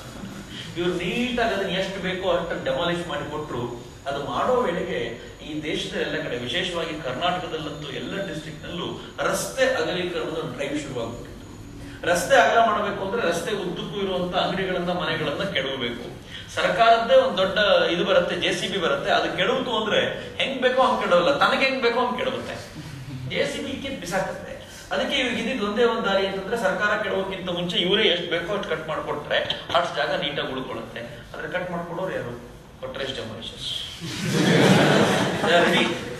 ಈ ಡೆಮಾಲಿಷರ್ಸ್ ಕಂಪನಿ ಹೆಂಗ್ ಆಗ್ಬಿಡ್ತು ಅಂತಂದ್ರೆ, ಐ ಡೋಂಟ್ ಬಿಲೀವ್ ಎಷ್ಟು ಫ್ಲರಿಶ್ ಆಗ್ಬಿಟ್ರು ಅಂತಂದ್ರೆ, ಇಲ್ಲೇ ಏನಾರ ಪಾರ್ಕ್ ಅಲ್ಲಿ ಒಂದಿನ ನಂಗೆ ಸಿಕ್ಕಿದ್ರು, ವೆರಿ ಸೀನಿಯರ್. ಅನ್ಸುತ್ತೆ ಅವ್ರು ತೀರ್ಕೊಂಡಾಗ ಅವ್ರಿಗೊಂದು 42 ಅದು 40-42 ಆಗಿರ್ಬೋದು. ಕಾಂಪಿಟೇಷನ್ ಅಂತ ಬಂದ್ಬಿಟ್ಟಿತ್ತು ಅವರಿಗೆ. ಕಾರು ಭರ್ಜರಿಯಾದ ಮನೆ ಕಟ್ಕೊಂಡ್ರು ಬಳ್ಳಾರಿನಲ್ಲಿ. ಅವ್ರ ಕಾರ್ನಲ್ಲಿ ಬಳ್ಳಾರಿ ಬಿಟ್ರೆ 4-4 ಗಂಟೆಲಿ ಬೆಂಗಳೂರಿಗೆ ಬಂದ್ಬಿಡ್ತಿದ್ರು ಆವತ್ತಿನ ದಿನಗಳಲ್ಲಿ. ಆ ವೇಗ ಇತ್ತು ಅವರಿಗೆ. ಒಂದ್ಸಲ ನನಗೆ ಅರ್ಜೆಂಟ್ ಫೋನ್ ಮಾಡಿ, ಐ ಮೀನ್ ಡೀಪ್ ಟ್ರಬಲ್ ಅಂತ ಅಂದ್ರು. ನಾನಂದೆ, ಸರ್ ನಿಮ್ಮ ಡೀಪ್ ಟ್ರಬಲ್ ಇಂದ ನಾನು ಹೊರಗೆ ತರಕ್ಕಾಗಲ್ಲ, ಇಂಪಾಸಿಬಲ್. ಯಾಕೆಂದ್ರೆ ಸಣ್ಣ ಪುಟ್ಟವ್ರ ಟ್ರಬಲ್ ಅಂತಂದ್ರೆ 5-6 ಸಾವಿರ ರೂಪಾಯಿ ಟ್ರಬಲ್ ನಾವ್ ಹೆಂಗೋ ಮ್ಯಾನೇಜ್ ಮಾಡ್ಬೋದು. ನಿಮ್ಮಂತ ಕರೋಡ್ಪತಿಗಳ ಟ್ರಬಲ್ ಅಂದ್ರೆ ಕರೋಡದೇ ಪ್ರಾಬ್ಲಮ್. ಅದು ನಾವೆಲ್ಲ ಯೋಚನೆ ಮಾಡ್ಲಿಕ್ಕೆ ಆಗಲ್ಲ. ಸಾರಿ ಅಂತೆ, ಬಟ್ ಪ್ರಾಬ್ಲಮ್ ಬೇರೆ ಇದೆ, ಬನ್ನಿ ಅಂತಂದ್ರೆ ನಾನು ಹೋದೆ. ಇಂಟ್ರೆಸ್ಟಿಂಗ್. ಒಬ್ಬ ಮನುಷ್ಯ ಯೋಚನೆ ಹೆಂಗೆ ಮಾಡ್ಬೋದು ನೋಡಿ. ನಾವೆಲ್ಲ ಎಷ್ಟು ಚಿಕ್ಕ ಯೋಚನೆ ಮಾಡ್ತಿರ್ತೀವಿ. ಆ ಯೋಚನೆ ಹೆಂಗಿತ್ತು ಅಂತಂದ್ರೆ, ಅವ್ರು ಆ ಪಾರ್ಕ್ ಅಲ್ಲಿ ಕೂತ್ಕೊಂಡು ನನ್ಗೆ ಹೇಳಿದ್ರು, ನಾನು ದೊಡ್ಡ ಪ್ರಾಬ್ಲಮ್ ಅಂತ ಸಿಕ್ಕಾಕೊಳ್ಳಿ. ನಾನು ಹೇಳಿದೆ, ಏನಾಯ್ತು? ಅವ್ರಂದ್ರು, ಏನೂ ಇಲ್ಲ ಚಕ್ರವರ್ತಿಗಳೇ, ಸಿಕ್ಕಾಪಟ್ಟೆ ಪ್ರಾಫಿಟ್ ಬಂತು ನನಗೆ. ಅದಕ್ಕೆ ನಾನೇನ್ ಮಾಡಿದೆ ಅಂತಂದ್ರೆ, ಜಪಾನಿಗೆ ಹೋಗಿ ಪ್ರಿಂಟಿಂಗ್ ಮಿಷಿನ್ಸ್ ತಗೊಂಬಂದೆ, ಬೆಸ್ಟ್ 5 ಪ್ರಿಂಟಿಂಗ್ ಟೆಕ್ನಾಲಜಿ ಇಂಜಿನಿಯರಿಂಗ್ ಮುಗಿಸಿದ ಹುಡುಗರನ್ನ ಹೈರ್ ಮಾಡಿದೆ. ವಿಪ್ರೋ ಕಂಪನಿಯಿಂದ, ಇನ್ಫೋಸಿಸ್ ಕಂಪನಿಯಿಂದ ಅವ್ರದ್ದು ಏನೇನು ಪ್ರಿಂಟಿಂಗ್ ಆರ್ಡರ್ಸ್ ಇರುತ್ತೋ ಎಲ್ಲ ನಾನು ಕೊಂಡ್ಕೊಂಡೆ. ನಾನು ಅನ್ಕೊಂಡೆ ಒಂದು 8-10 ವರ್ಷ ಆದ್ರೂ ಬೇಕು ದುಡಿಲಿಕ್ಕೆ ಅಂತ. ವಿತಿನ್ 2 years ನಾನು ಬ್ರೇಕ್ ಇವನ್ ಪಾಯಿಂಟ್ ಬಂದು ಈಗ ಪ್ರಾಫಿಟ್ ಮಾಡ್ಲಿಕ್ಕೆ ಶುರು ಮಾಡಿಬಿಟ್ಟಿದ್ದೀನಿ. ದುಡ್ಡು ಮತ್ತೆ ಅಕ್ಯುಮುಲೇಟ್ ಆಗ್ತಾ ಇದೆ. ಎಲ್ಲಿ ಇನ್ವೆಸ್ಟ್ ಮಾಡಬೇಕು ಅಂತ ಗೊತ್ತಾಗ್ತಿಲ್ಲ. If you have any idea please suggest me ಅನ್ನೋದು. That was his deep trouble. ಅವ್ರು ಹೇಳ್ತಿರೋ ಡೀಪ್ ಟ್ರಬಲ್ ಯಾವುದು ಅಂತಂದ್ರೆ ದುಡ್ಡು ಕೊರತೆ ಆಗಿದೆ, ನಾನು ಸೋತೋಗಿದ್ದೀನಿ ಅಂತಲ್ಲ. ಅವ್ರು ಹೇಳ್ತಿರೋ ದುಡ್ಡು ಅಕ್ಯುಮುಲೇಟ್ ಆಗಿದೆ ನನ್ನ ಹತ್ರ, ಎಲ್ಲಿ ಇನ್ವೆಸ್ಟ್ ಮಾಡಬೇಕು ಅಂತ ಗೊತ್ತಾಗ್ತಾ ಇಲ್ಲ, ಏನಾದ್ರೂ ಹೊಸ ಐಡಿಯಾ ಕೊಡಿ ನನಗೆ ಅಂತ. ನಾನು ಗಾಬರಿ ಆದ ಮೊದಲನೇ ಬಾರಿಗೆ ಇದು ಎಲ್ಲಿಂದ ಕೊಡೋದು ಹೊಸ ಐಡಿಯಾ, ಅದು ಏನ್ ಮಾಡ್ತಿರೋ ಮಾಡಿ, ಬಟ್ ಏನಾದ್ರೂ ಯೋಚನೆ ಮಾಡಿ ಅಂತ ನಾನು ಸುಮ್ಮನೆ ಎದ್ದೋದು. ಎಷ್ಟು ವಿಚಿತ್ರವಾದ ಸಂಗತಿ ಆಯ್ತು ನನಗೆ ಅಂತಂದ್ರೆ, ನನ್ನ ದೇಶದ ತರುಣರು ಒಬ್ಬ ಇಂಜಿನಿಯರಿಂಗ್ ಮಾಡಿರೋ ಹುಡುಗ ಇಷ್ಟು ದೊಡ್ಡದಾಗಿ ಯೋಚನೆ ಮಾಡ್ಬೋದು ಅಂತಂದ್ರೆ, ನಾನು ಇಂಜಿನಿಯರ್ಸ್ ಎಷ್ಟು ಚೀಪಾಗಿ ಯೋಚನೆ ಮಾಡ್ತಿದ್ದೆ, ಎಷ್ಟು ಚಿಕ್ಕದಾಗಿ ಯೋಚನೆ ಮಾಡ್ತಾ ಇರ್ತೀವಿ. ನಾನು ಸೆಕೆಂಡ್ PUC ಹುಡುಗರಿಗೆ ಬಹಳ ಜನರಿಗೆ ಗೊತ್ತಿರ್ಬೋದು. ನಾನು ಒಂದ್ಸಲ ಕರ್ಕೊಂಡು ಬರ್ತೀನಿ, ಸುಹಾಸ್ ಗೋಪಿನಾಥ್ ಇಲ್ಲಿ ಕರ್ಕೊಂಡು ಬರ್ತೀನಿ. ಸುಹಾಸ್ ಗೋಪಿನಾಥ್ ಬಗ್ಗೆ ನಾನು ಬಹಳ ಸಲ ಹೇಳ್ತೀನಿ, ಜಾಗಭಾರತಲ್ಲಂತೂ ಪದೇ ಪದೇ ನೆನಪಿಸ್ಕೊಡ್ತೀನಿ. ಎಂತ ಹುಡುಗ ಅಂತಂದ್ರೆ, 7ನೇ ಕ್ಲಾಸ್ ನಲ್ಲಿ ಇದ್ದಾಗ ಅವ್ನು ಯಾವಾಗ್ಲೂ ಹೇಳ್ತಿದ್ದ, ನನ್ ಸಿಕ್ದಾಗ್ಲೆಲ್ಲ ತಮಾಷೆ ಮಾಡ್ತಿರ್ತೀನಿ, ಕೊನೆ ಬೆಂಚಲ್ಲಿ ಕೂತಿರ್ತೀನಿ ಮತ್ತೆ ಕ್ಲಾಸ್ ನಲ್ಲಿ. ಅವನಿಗೊಬ್ಬ ಅಣ್ಣ ಇದ್ದ, ಅವನ್ ಯಾವಾಗ್ಲೂ ಫ್ರಂಟ್ ಬೆಂಚರ್, ಕ್ಲಾಸ್ ನಲ್ಲಿ ಯಾವಾಗ್ಲೂ ಫಸ್ಟ್ ಅವನು. ಅದಕ್ಕೆ ಇವನ್ ಯಾವಾಗ್ಲೂ ಕ್ಲಾಸ್ ನಲ್ಲಿ ಟೀಚರ್ಗಳು ಹೇಳೋದಂತೆ, ನಿಮ್ ಅಣ್ಣ ಇದ್ದ, ಇಂಥ ಅಣ್ಣಂದ್ರೆ ದೊಡ್ಡ ಪ್ರಾಬ್ಲಮ್ ಯಾವತ್ತಿಗೂ. ಅಣ್ಣಂದ್ರು ಅಕ್ಕಂದ್ರು ತುಂಬಾ ಬುದ್ಧಿವಂತರಾಗಿದ್ರೆ, ತಮ್ಮಂದ್ರು ಸತ್ತೇ ಹೋದ್ರು ಅಂತ ಅರ್ಥ. ಯಾವಾಗ್ಲೂ ಇದೇ ಕತೆ, ನಿಮ್ ಅಣ್ಣ ಇದ್ದ, ಏನ್ ಬುದ್ಧಿವಂತ ಇದ್ದ, ನೀನು ಇದೆಯಾ, ನಿಮ್ ಅಣ್ಣ ಇದ್ದ, ಏನ್ ಸೈಲೆಂಟ್ ಆಗಿದ್ದ, ಹಿಂಗೆ ಇದೇ ಬರೀ ಪ್ರಾಬ್ಲಮ್ ಇವನಿಗೆ. ಮನೆಯಲ್ಲೂ ಹಂಗೆ ಹೇಳೋರು, ಅಣ್ಣ ತುಂಬಾ ಬುದ್ಧಿವಂತ. ಅಣ್ಣ ಪ್ರಾಬ್ಲಿ ಇಂಜಿನಿಯರಿಂಗ್ ಓದ್ಬೇಕಾದ್ರೆ ಇನ್ನು 7-8ನೇ ಕ್ಲಾಸ್ ಓದ್ತಿದ್ದಂತ ಹುಡುಗ. ಅಣ್ಣ ಕಂಪ್ಯೂಟರ್ ಮುಂದೆ ಕೂತ್ಕೊಂಡು ಇಂಟರ್ನೆಟ್ ಅನ್ನ ಓಪನ್ ಮಾಡ್ಬೇಕಾದ್ರೆ ಈ 7-8ನೇ ಕ್ಲಾಸ್ ಹುಡುಗ ಕೇಳೋದು, ಏನ್ ಇಂಟರ್ನೆಟ್ ಅಂತ, ನಿನ್ಗೇನ್ ಗೊತ್ತಾಗಲ್ಲ ಹೋಗು ಅಂದ್ರೆ, ಏನು ಅಲ್ಲಿದ್ದು ಅಮೆರಿಕಾದೆಲ್ಲ ಈಗ ಕಾಣಿಸುತ್ತಲ್ಲ ಹೆಂಗೆ ಅಂತ. ಒಂದ್ ಸ್ವಲ್ಪ ಏನೇನೋ ಬೈತಿದ್ದ ಇವನಿಗೆ. ಮನೆಗೆ ಏನ್ ಮಾಡ್ತಿದ್ದ, ಅಣ್ಣ HTML ಬುಕ್ ಓದ್ಕೊಂಡು ಡಿಸೈನ್ ಮಾಡ್ತಿದ್ದ ನೋಡಿ, ರಾತ್ರಿ ಅಣ್ಣ ಮಲಗಿದ ಮೇಲೆ ಇವನು HTML ಬುಕ್ ಎತ್ಕೊಂಡ್ ಬರ್ತಿದ್ದ.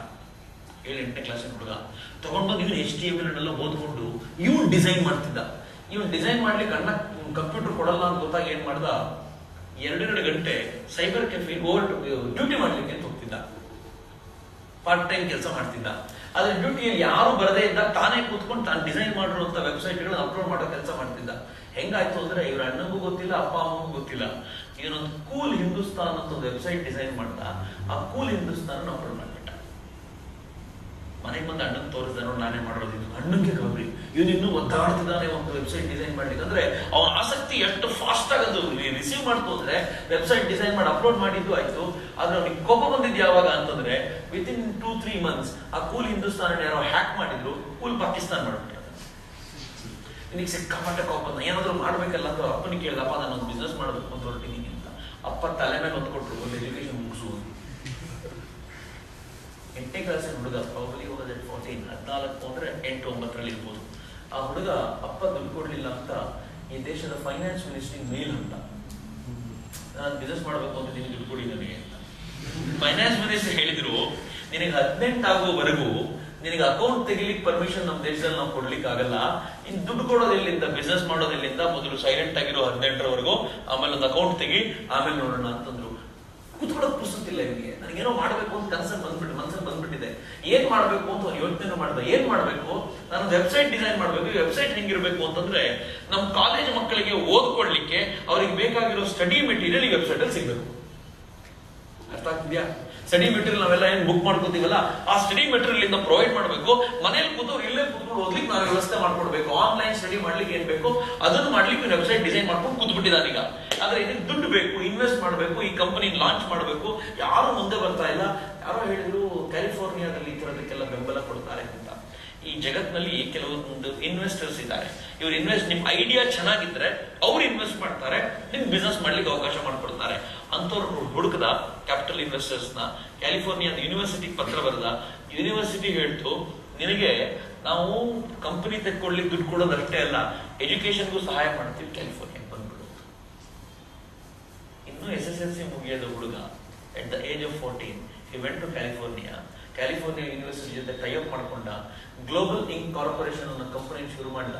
ಜಗತ್ತಿನ ಯಂಗೆಸ್ಟ್ CEO ಆಗ್ಬಿಟ್ಟ 14ನೇ ವಯಸ್ಸಿನಲ್ಲಿ. And he was an Indian. 14ನೇ ವಯಸ್ಸಿನಲ್ಲಿ CEO ಆಗಿ ಇಡೀ ಜಗತ್ತಿನ 44 ರಾಷ್ಟ್ರಗಳಲ್ಲಿ ಅವನ ಕಂಪನಿ ಪಟಾಪಟ್ ಕೆಲಸ ಮಾಡ್ಲಿಕ್ಕೆ ಶುರು ಮಾಡಿಬಿಡ್ತು. ಕ್ಯಾಲಿಫೋರ್ನಿಯಾನೇ ಅಚ್ಚರಿಗೊಳಗಾಯ್ತು. 18 ವಯಸ್ಸಾಯ್ತು ಅವನಿಗೆ. 18 ವಯಸ್ಸಾಗಿದ ತಕ್ಷಣ ನಾನು ಕೇಳಿದೆ, ಏನೇನು ಮಾಡಿದ್ದು ಮೊದಲನೇ ಕೆಲಸ ಅಂದರೆ, ನಾನು ಭಾರತಕ್ಕೆ ಬಂದೆ. ಭಾರತಕ್ಕೆ ಬಂದು ಇಲ್ಲಿ ನನ್ನ ಕಂಪನಿಯ ಬ್ರಾಂಚನ್ನು ಓಪನ್ ಮಾಡಿ, ಇಲ್ಲಿ ನನ್ನ ಕಂಪನಿಯ ಒಂದು ಇದನ್ನು ಓಪನ್ ಮಾಡಿ, ಇದು ನಿಮ್ಮೆಲ್ಲರ ಹೆಡ್ ಆಫೀಸ್ ಅಂತ ಹೇಳಿ ಅವರಿಗೆಲ್ಲ ನಾನು ಮೇಲ್ ಮಾಡಿದೆ ಅಂತ ಹೇಳಿ ಹ್ಯಾಪಿ. ಅವತ್ತಿನ ದಿನ ಭಾಳ ಖುಷಿಯಾಗಿತ್ತು ನನಗೆ. ಮೊನ್ನೆ ಸಿಕ್ಕಿದಾಗ ಅವನನ್ನ ಸುಮ್ಮನೆ ಕೇಳ್ತಿದ್ದಾಗ ಅವನು ಹೇಳ್ತಿದ್ದ, ನಿನ್ನ ಈಗ ಪ್ರಾಬಬ್ಲಿ 24 ಇರಬೇಕು ಒಂದು, ನಿನ್ನ ಜೀವನದ ಗುರಿ ಏನು ಅಂದರೆ, ಆಯ್ತು ನಾನು 2 ವರ್ಷಕ್ಕೆ ರಿಟೈರ್ ಆಗಬೇಕು ಅಂತಿದ್ದೀನಿ.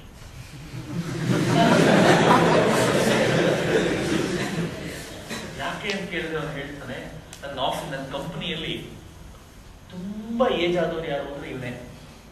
25-26 ವರ್ಷದ ಹುಡುಗ, ಅವನೇ ಮದುವೆ ಆಯ್ತು ಅವನಿಗೆ. ತುಂಬಾ ಏಜ್ ಆದವ್ರು ಇವನೇ. ತುಂಬಾ ಕಿರಿಯ ವಯಸ್ಸಿನ ಕೆಲಸದವ್ರು ಯಾರು ಅಂದ್ರೆ 12 ವರ್ಷದ ಹೆಣ್ಮಗು, ಸ್ಕೂಲಿಗೆ ಹೋಗ್ತಾಳೆ. ಅವಳನ್ನ ಪೂರ್ತಿ ಕೆಲಸಕ್ಕೆ ಇಟ್ಕೊಳ್ಬೇಕು ಅಂತ ಇವನಿಗೆ ಮನಸ್ಸಿದೆ. ಅಷ್ಟು ಬುದ್ಧಿವಂತ ಹೆಣ್ಮಗಳು. ಇವ್ರದ್ದು ಪೂರ್ತಿ ವೆಬ್ಸೈಟ್ ಅವಳೇ ಮ್ಯಾನೇಜ್ ಮಾಡೋದು. 12 ವರ್ಷದ ಹುಡುಗಿ. ಆದ್ರೆ ಪೂರ್ತಿ ಇಟ್ಕೊಳ್ಳಿಕ್ಕಾಗಲ್ಲ, ಯಾಕೆಂದ್ರೆ ಸರ್ಕಾರ ಬಾಲ ಕಾರ್ಮಿಕರದ ರೂಲ್ ಹಾಕತ್ತೆ. ಅದಕ್ಕೆ ಪೂರ್ತಿ ಇಟ್ಕೊಂಡಿಲ್ಲ ಅವಳನ್ನ. ಪಾರ್ಟ್ ಟೈಮ್ ಕೆಲಸ ಅವಳು ಮಾಡ್ತಾಳೆ. ನನಗೆ ಅನ್ಸಿದೆ, ನಾನು ಮಾಡಿದ್ ಸಾಕು, ಬೇರೆ ಏನಾದ್ರು ಮಾಡಬೇಕು ಅಂತ ಯೋಚನೆ ಮಾಡ್ತಿದ್ದೀನಿ. ಸ್ಯಾಟಿಸ್ಫ್ಯಾಕ್ಷನ್ ಇಲ್ಲಿಗೆ ಸಾಕು ಅಂತ. ನಾನೊಂದು ಮ್ಯಾಕ್ಸಿಮಮ್ ಪೀಕ್ ಇಲ್ಲಿಗೆ ರೀಚ್ ಆದ, 24-25 ರೀಚ್ ಆಗಿದ್ದೀನಿ, ಹೊಸದು ಮಾಡಬೇಕು ಅಂತ. ಅವನಿಗೆ ಎಷ್ಟು ಬ್ಯುಸಿ ಆಗಿರ್ತಾನೆ ಅಂದ್ರೆ ಬಹಳ ಬಾರಿ ಖುಷಿ ಆಗುತ್ತೆ ನನಗೆ. ಅವನಿಗೆ ತಮಾಷೆ ಮಾಡ್ತಿದ್ರು, ಮದುವೆ ದಿನ ಎಲ್ಲ ಸೇರಿದಾಗ ಹೇಳ್ತಿದ್ರು, ಇಲ್ಲೇ ಒಂದು ಕಾನ್ಫರೆನ್ಸ್ ಹಾಲ್ ಮಾಡ್ಕೊಂಡ್ಬಿಡು, ಮದುವೆ ಮುಗಿದ ತಕ್ಷಣ ಮತ್ತೆ ಕಾನ್ಫರೆನ್ಸ್ ಬಂದು ಕೂತ್ಕೋಬಹುದು ಅಂತ. ಅಷ್ಟು ಬ್ಯುಸಿ. ನೀವು ಯಾವತ್ತು ಎಲ್ಲಿರ್ತಾನೆ ಹೇಳಲಿಕ್ಕಾಗಲ್ಲ. ಅವನು ಇಷ್ಟೆಲ್ಲ ಮಾಡಿದ ನಂತರವೂ ಕೂಡ, I will tell you, you believe me, ಅವನ ಹತ್ರ ಇಂಜಿನಿಯರಿಂಗ್ ಡಿಗ್ರಿ ಇರಲಿಲ್ಲ. ಅವನಿಗೆ ಅನ್ನಿಸ್ತು ಇಂಜಿನಿಯರಿಂಗ್ ಡಿಗ್ರಿ ತಗೋಬೇಕಲ್ಲ. ಈಗ ಇಷ್ಟೆಲ್ಲ ಮಾಡಿ ಡಿಗ್ರಿ ಇಲ್ಲ ಅಂದ್ರೆ ಹೆಂಗೆ ಅಂತ ಬೆಂಗಳೂರಿನ ಒಂದು ಕಾಲೇಜಿಗೆ ಜಾಯ್ನ್ ಆದ. ಯಾವ ಕಾಲೇಜ್ ಅಂತ ಮರ್ತಿದ್ದೀನಿ. ಆ ಕಾಲೇಜಿಗೆ ಜಾಯ್ನ್ ಆದ. ಆ ಕಾಲೇಜಿಗೆ ಜಾಯ್ನ್ ಆಗೋ ಹೊತ್ತಿಗೆ ಸರಿಯಾಗಿ ಅವನಿಗೆ ವರ್ಲ್ಡ್ ಬ್ಯಾಂಕ್ ಇಂದ ಆಫರ್ ಬಂತು, ನಮ್ಮ ಟೆಕ್ನಿಕಲ್ ಟೀಮಿಗೆ ನೀನೊಬ್ಬ ಡೈರೆಕ್ಟರ್ ಆಗಿ ಬರಬೇಕು ಅಂತ. ಇಲ್ಲಿ ಇಂಜಿನಿಯರಿಂಗ್ ಕಾಲೇಜಿಗೆ ಜಾಯ್ನ್ ಆಗಿದ್ದಾನೆ, ಅಲ್ಲಿ ಟೆಕ್ನಿಕಲ್ ಟೀಮಿಗೆ ಡೈರೆಕ್ಟರ್ ಆಗಿ ಬರಬಹುದು. ಹ್ಯಾಪಿಗೆ ದೇಶದಿಂದ, ಭಾರತ ದೇಶದಿಂದ ಈ ತರದೊಂದು ಆಫರ್ ಇದುವರೆಗೂ ಯಾರಿಗಾದ್ರೂ ಸಿಕ್ಕಿದ್ರೆ ಅದು ಅವನಿಗೆ ಮಾತ್ರ. ಮತ್ತು ಜಗತ್ನಲ್ಲಿ ಅತ್ಯಂತ ಕಿರಿಯ ವ್ಯಕ್ತಿ ಯಾರಿಗಾದ್ರೂ ಇಂಥ ಆಫರ್ ಸಿಕ್ಕಿದ್ರೆ ಸುಹಾಸ್ ಗೋಪಿನಾಥಿಗೆ ಮಾತ್ರ. ಅವ್ನು ಬಹಳ ಖುಷಿ ಆಗ್ಬಿಟ್ಟ. ಬರ್ತೀನಿ ತಗೊಂಡೆ, ಅಡ್ಮಿಷನ್ ಮಾಡ್ಕೊಂಡು ಅಲ್ಲಿಗೆ ಹೋದ. ಸುಮಾರು 2-3 ವರ್ಷಗಳ ಕಾಲ ಕಾಲೇಜಿಗೆ ಬಂದು, ಮೊದಲ 2 ವರ್ಷ ಕಾಲೇಜಿಗೆ ಬಂದು ಎಕ್ಸಾಮ್ ಬರ್ಲಿಕ್ಕೆ ಆಗ್ತಿತ್ತು ಅವನಿಗೆ. 3 ಮತ್ತು 4ನೇ ವರ್ಷ ಅಂತ ಎಕ್ಸಾಮ್ ಬರ್ಲಿಕ್ಕೆ ಸಾಧ್ಯನೇ ಆಗ್ಲಿಲ್ಲ. ಅಂದ್ರೆ ಬರ್ಲಿಕ್ಕೆ ಆಗ್ಲೇ ಇಲ್ಲ ಹೀಗೆ ಕಾಲೇಜ್ಗೆ. ಬಟ್ ಅವ್ನಿಗೆ ಒಂದು ಖುಷಿ ಇತ್ತು, ನಮ್ಮ ಪ್ರಿನ್ಸಿಪಲ್ ಖುಷಿ ಪಡ್ಬೋದು, ನಮ್ಮ ಹುಡುಗ ವರ್ಲ್ಡ್ ಬ್ಯಾಂಕಿಗೆ ಡೈರೆಕ್ಟರ್ ಆಗಿದ್ದಾನೆ, ಖುಷಿ ಪಡ್ಬೋದು, ನಂಗೆ ಫೈನಲ್ ಅಲ್ಲಿ ಎಕ್ಸಾಮ್ ಬರ್ಲಿಕ್ಕೆ ಕೊಡ್ತಾರೆ ಅಂತ ಧೈರ್ಯವಾಗಿ ಎಕ್ಸಾಮ್ ಬರ್ಲಿಕ್ಕೆ ಹೋದ್ರೆ HOD ಹೇಳಿದ್ರು, ನೀನು ವರ್ಲ್ಡ್ ಬ್ಯಾಂಕಿಗಾದ್ರೂ ಡೈರೆಕ್ಟರ್ ಆಗೋ, IMF ಗಾದ್ರೂ ಆಗೋ, ನಮ್ಗೆ ಇಲ್ಲಿ ಅಟೆಂಡೆನ್ಸ್ ಇಲ್ಲ ಅಂದ್ರೆ ಎಕ್ಸಾಮ್ ಬರೆಯಕ್ಕೆ ಕೊಡಲ್ಲ, ಹೋಗು. ಕೊನೆಗೆ ಹೈಯರ್ ಇನ್ಫ್ಲೂಯೆನ್ಸ್ ತಂದು ಒಂದು ಅಪ್ಪ ಎಕ್ಸಾಮ್ ಬರೆದು ಪಾಸ್ ಮಾಡಕ್ ಹೋಗಬೇಕಾದ ಪರಿಸ್ಥಿತಿ ಬಂತು. ಇಷ್ಟೆಲ್ಲ ಆದ ನಂತರ ಒಂದು ಡಿಗ್ರಿ ಅವ್ನ ಕೈಗೆ ಬಂತು. ಅವನು ಇವತ್ತು ಇಂಜಿನಿಯರ್. ಬಹಳ ಅಪರೂಪದ ಸಂಗತಿ, ಇಂಡಿಯನ್ ಇನ್ಸ್ಟಿಟ್ಯೂಟ್ ಆಫ್ ಸೈನ್ಸ್ ನಲ್ಲಿ ಒಂದು ದೊಡ್ಡ ಸಮಾವೇಶ ಆಯಿತು. ದೇಶದಿಂದ, ಜಗತ್ತಿನ ಎಲ್ಲ ಕಡೆಯಿಂದ ಒಂದಷ್ಟು ವಿಜ್ಞಾನಿಗಳೆಲ್ಲ ಬಂದರು. ಇಂಡಿಯನ್ ಎಜುಕೇಶನ್, ಜಗತ್ತಿನ ಎಜುಕೇಶನ್ ಸಿಸ್ಟಮ್ ಬಗ್ಗೆ ಚರ್ಚೆ ಆಗ್ತಿತ್ತು. ಅದರಲ್ಲಿ ಇಂಡಿಯನ್ ಎಜುಕೇಶನ್ ಬಗ್ಗೆ ಮಾತನಾಡ್ಲಿಕ್ಕೆ ಸೆಲೆಕ್ಟ್ ಆದ ವ್ಯಕ್ತಿ ಯಾರು ಅಂದ್ರೆ ಸುಹಾಸ್ ಗೋಪಿನಾಥ್. ಅವ್ನು ಒಳಗೆ ಹೋಗ್ಬೇಕು, ಎಲ್ಲ ದೊಡ್ಡ ದೊಡ್ಡವರು ಬಂದು ಕೂತಿದ್ದಾರೆ.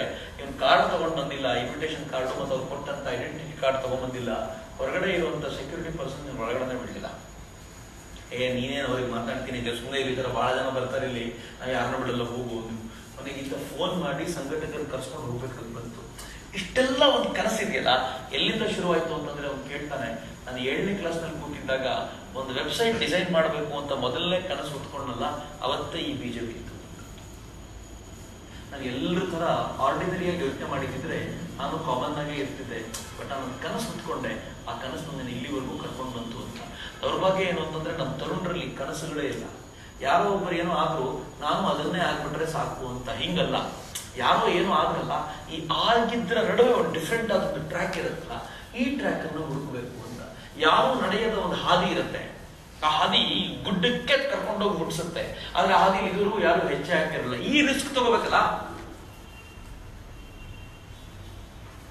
ಯೋಚನೆ ಮಾಡ್ತಿದ್ದೀರಾ? ನೀವು ಎಲ್ಲಿವರೆಗೂ ಕ್ರೀಸ್ ಬಿಡಲ್ವೋ ಅಲ್ಲಿವರೆಗೂ 6 ಹೊಡಿಲಿಕ್ಕೆ ಆಗಲ್ಲ. ಕ್ರೀಸ್ ಬಿಟ್ರೆ ಔಟ್ ಆಗೋ ಚಾನ್ಸಸ್ ಇರುತ್ತೆ. ಔಟ್ ಆದ್ರೆ ಇನ್ನೊಂದು ಇನ್ನಿಂಗ್ಸ್ ಆಡಿದ್ರೆ ಆಯ್ತಪ್ಪ, ಏನ್ ವಯಸ್ಸಾಗಿ ಹೋಗಿದ್ಯಾ? ಆದ್ರೆ ನಾವು ಔಟ್ ಆಗ್ತೀವಿ ಅಂತ ಹೆದರ್ಕೊಂಡು ಕ್ರೀಸ್ ನಲ್ಲೇ ನಿಂತ್ಕೊಂಡು ಬ್ಯಾಟ್ ಎತ್ತಲಿಕ್ಕೂ ಹೆದರ್ಕೊಂಡು ಕೂತಿದ್ರೆ ಔಟ್ ಆಗದೆ ಇರ್ಬೋದು, ಆದ್ರೆ ಸ್ಕೋರು ಮಾಡ್ಲಿಕ್ಕಾಗಲ್ಲ. ಜೀವನದಲ್ಲಿ ಸ್ಕೋರ್ ಮಾಡುವಂತ ಒಂದು ಅವಕಾಶ ಸಿಕ್ಕಾಗ ಈ ತರದ ರಿಸ್ಕ್ ಗಳನ್ನು ತಗೊಳ್ಬೇಕು. ಸೇಫರ್ ಝೋನಿಗೆ ಹೋಗ್ಬೇಕು ಅಂತ ಯಾರು ಜೀವನದಲ್ಲಿ ಎಕ್ಸ್ಪೆಕ್ಟ್ ಮಾಡ್ತಾರಲ್ಲ ಅವ್ರು ಆರ್ಡಿನರಿಯಾಗಿ ಬದುಕನ್ನು ನಡೆಸ್ಬಿಡ್ತಾರೆ. ಬಹಳ ಜನ ತುಂಬಾ ಒಳ್ಳೆ ಮನೆ ಕಟ್ಕೊಳ್ತಾರೆ, ಆರಾಮಾಗಿ ಇರ್ತಾರೆ ಅಂತ ತಿಳ್ಕೊಳ್ತಾರೆ, ಆದ್ರೆ ಸೇಫರ್ ಝೋನ್ ಅಲ್ಲಿ ಇರ್ತಾರಷ್ಟೇ, ಜೀವನದಲ್ಲಿ ರಿಸ್ಕ್ ತಗೊಂಡಿರಲ್ಲ. ಜೀವನದಲ್ಲಿ ಒಂದು ರಿಸ್ಕ್ ತಗೊಂಡು ನೋಡ್ರೆ ಏನ್ ಆನಂದ ಸಿಗುತ್ತೆ. ಸೇಫರ್ ಝೋನ್ ಅಂದ್ರೆ ಹೆಂಗಿರುತ್ತೆ ಗೊತ್ತಾ, ಒಂದು ಒಂದು ಒಂದು ಇದು ಮಾಡ್ತಾರೆ ಯಾವಾಗ್ಲೂ. ನೀವು ಕೈ ಎರಡನ್ನು ಜೋಡಿಸಿ ಅಂದ ತಕ್ಷಣ ಹಿಂಗ್ ಜೋಡಿಸಿ ನೋಡಿ, ಯಾವಾಗ್ಲೂ ಜೋಡಿಸಿ ಎಲ್ಲರೂ ಒಂದ್ಸಲ ಕೈ ಜೋಡಿಸಿ ಇಮಿಡಿಯೇಟ್ ಆಗಿ ಫೈನ್. ಈ ಕೈ ಜೋಡಿಸಿದ್ದೀರಲ್ಲ ಇದನ್ನ ಸ್ವಲ್ಪ ಚೇಂಜ್ ಮಾಡಿ ಇಟ್ಕೊಳ್ಳಿ. ಮನಸ್ಸಿಗೆ ಏನ್ ಅನಿಸ್ತಿರುತ್ತೆ ಗೊತ್ತಾ, ಏನೋ ಅನ್ಈಸಿನೆಸ್ ಫೀಲ್ ಆಗ್ತಿರುತ್ತೆ. ಆದಷ್ಟು ಬೇಗ ಹಿಂಗ್ ಅಂದ್ಬಿಟ್ರೆ ಸಾಕಪ್ಪ ಅಂತ ಅನಿಸ್ತಿರುತ್ತೆ. ಫೀಲ್ ಮಾಡ್ತಿದ್ದೀರಾ? This is called safer zone. ಈ ಸೇಫರ್ ಝೋನ್ ಹೆಂಗಿರುತ್ತೆ ಅಂದ್ರೆ ಈಸಿ ಆಗಿದೆ ಲೈಫ್, ಹಾಯಾಗಿದೆ, ಖುಷಿಯಾಗಿದೆ ಅಂತ. ಈ ಹಾಯಾಗಿದೆ ಖುಷಿಯಾಗಿದೆ ಅನ್ನೋ ಲೈಫ್ ನಲ್ಲಿ ಯಾರು ಇರ್ತಾರಲ್ಲ ಅವ್ರು ತುಂಬಾ ಆರ್ಡಿನರಿ ಆಗಿರ್ತಾರೆ, ಮಾಮೂಲಿ ದಿಕ್ಕಲ್ಲಿ ಹೆಜ್ಜೆ ಹಾಕ್ತಿರ್ತಾರೆ. ಯಾರು ಒಂದು ರಿಸ್ಕ್ ತಗೊಳ್ತಾರೋ ಇತಿಹಾಸದಲ್ಲಿ ನೆನ್ಪುಳಿತಾರೆ. ಸುಮ್ಮನೆ ಒಂದ್ 2-3 ಘಟನೆ ಹೇಳ್ತೀನಿ ನಿಮ್ಗೆ. ಒಬ್ಬ ವ್ಯಕ್ತಿ ಇದ್ದ, ಯಾರು ಅಂತ ನಿಮ್ಗೆ ಗೆಸ್ ಮಾಡ್ಬೇಕು, ಕ್ಲೂ ಹೇಳ್ತಾ ಹೋಗ್ತೀನಿ. ಅವರ ಅಪ್ಪನಿಗೆ ಚಿಕ್ಕಂದಿಂದ ನನ್ನ ಮಗ ಇಂಗ್ಲಿಷ್ ತರ ಬೆಳಿಬೇಕು ಅಂತಿತ್ತು. ಟೈ ಹಾಕೋದು, ಕೋಟ್ ಹಾಕೋದು, ಶೂ ಹಾಕೋದು, ಅವನ ಭಾಷೆ ಮಾತಾಡಿದ್ರೆ ಇಂಗ್ಲಿಷ್ ಮಾತನಾಡಬೇಕು, ಅವನಿಗೆ ಯಾವ ಕಾರಣಕ್ಕೂ ಸಂಸ್ಕೃತ ಬರಬಾರ್ದು, ಯಾವ ಕಾರಣಕ್ಕೂ ಬಂಗಾಳಿ ಬರಬಾರ್ದು. ರೀಸನ್ ಯಾವುದು ಅಂತ ಹೇಳ್ತಿದ್ದೀನಿ. ಯಾವ ಕಾರಣಕ್ಕೂ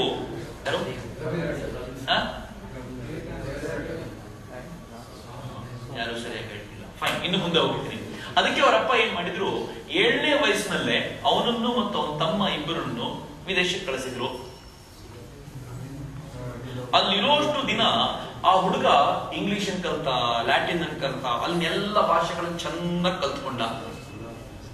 ಕೊನೆಗೆ ಸ್ವಲ್ಪ ದಿನಗಳಲ್ಲಿ ಅವನಿಗೆ ಹೇಗೋ ಸಂಸ್ಕೃತದ ಸಂಪರ್ಕ ಬಂತು, ಭಾರತೀಯ ಕಲ್ಚರ್ನ ತಿಳ್ಕೊಳ್ಳಿಕ್ಕೆ ಶುರು ಮಾಡಿದ. ಫೈನಲಿ ಆ ಹುಡುಗನಿಗೆ ಭಾರತೀಯತೆಯ ಬಗ್ಗೆ ಅಪಾರವಾದ ಒಲವು ಮೂಡಿ ಬಂತು.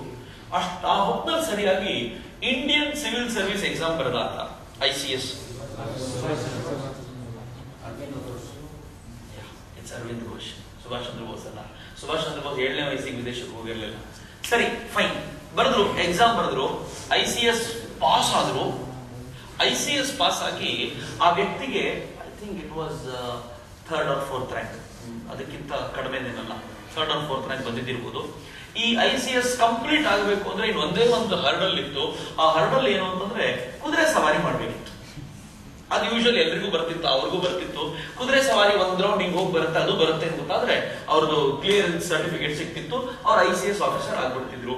ಬಟ್ ಅವ್ರಿಗೆ ಅನ್ನಿಸ್ತು, ನಾನು ಬ್ರಿಟಿಷರ ಅಡಿಯಲ್ಲಿ ನೌಕರಿ ಮಾಡೋದ, ನಾನೀ ಕೆಲಸ ಮಾಡೋದ, ಛೇ, ಭಾರತ ಅಂತಂದ್ರೆ ಬ್ರಿಟಿಷರನ್ನ ತುಳಿಯುವಂತ, ಆಳುವಂತ ಕೆಲಸ ಮಾಡಿದಂತ ರಾಷ್ಟ್ರ, ನನ್ನಂತವನು ಅವ್ರಿಗೆ ನೌಕರಿ ಮಾಡೋದ ಸಾಧ್ಯನೇ ಇಲ್ಲ ಅಂತ.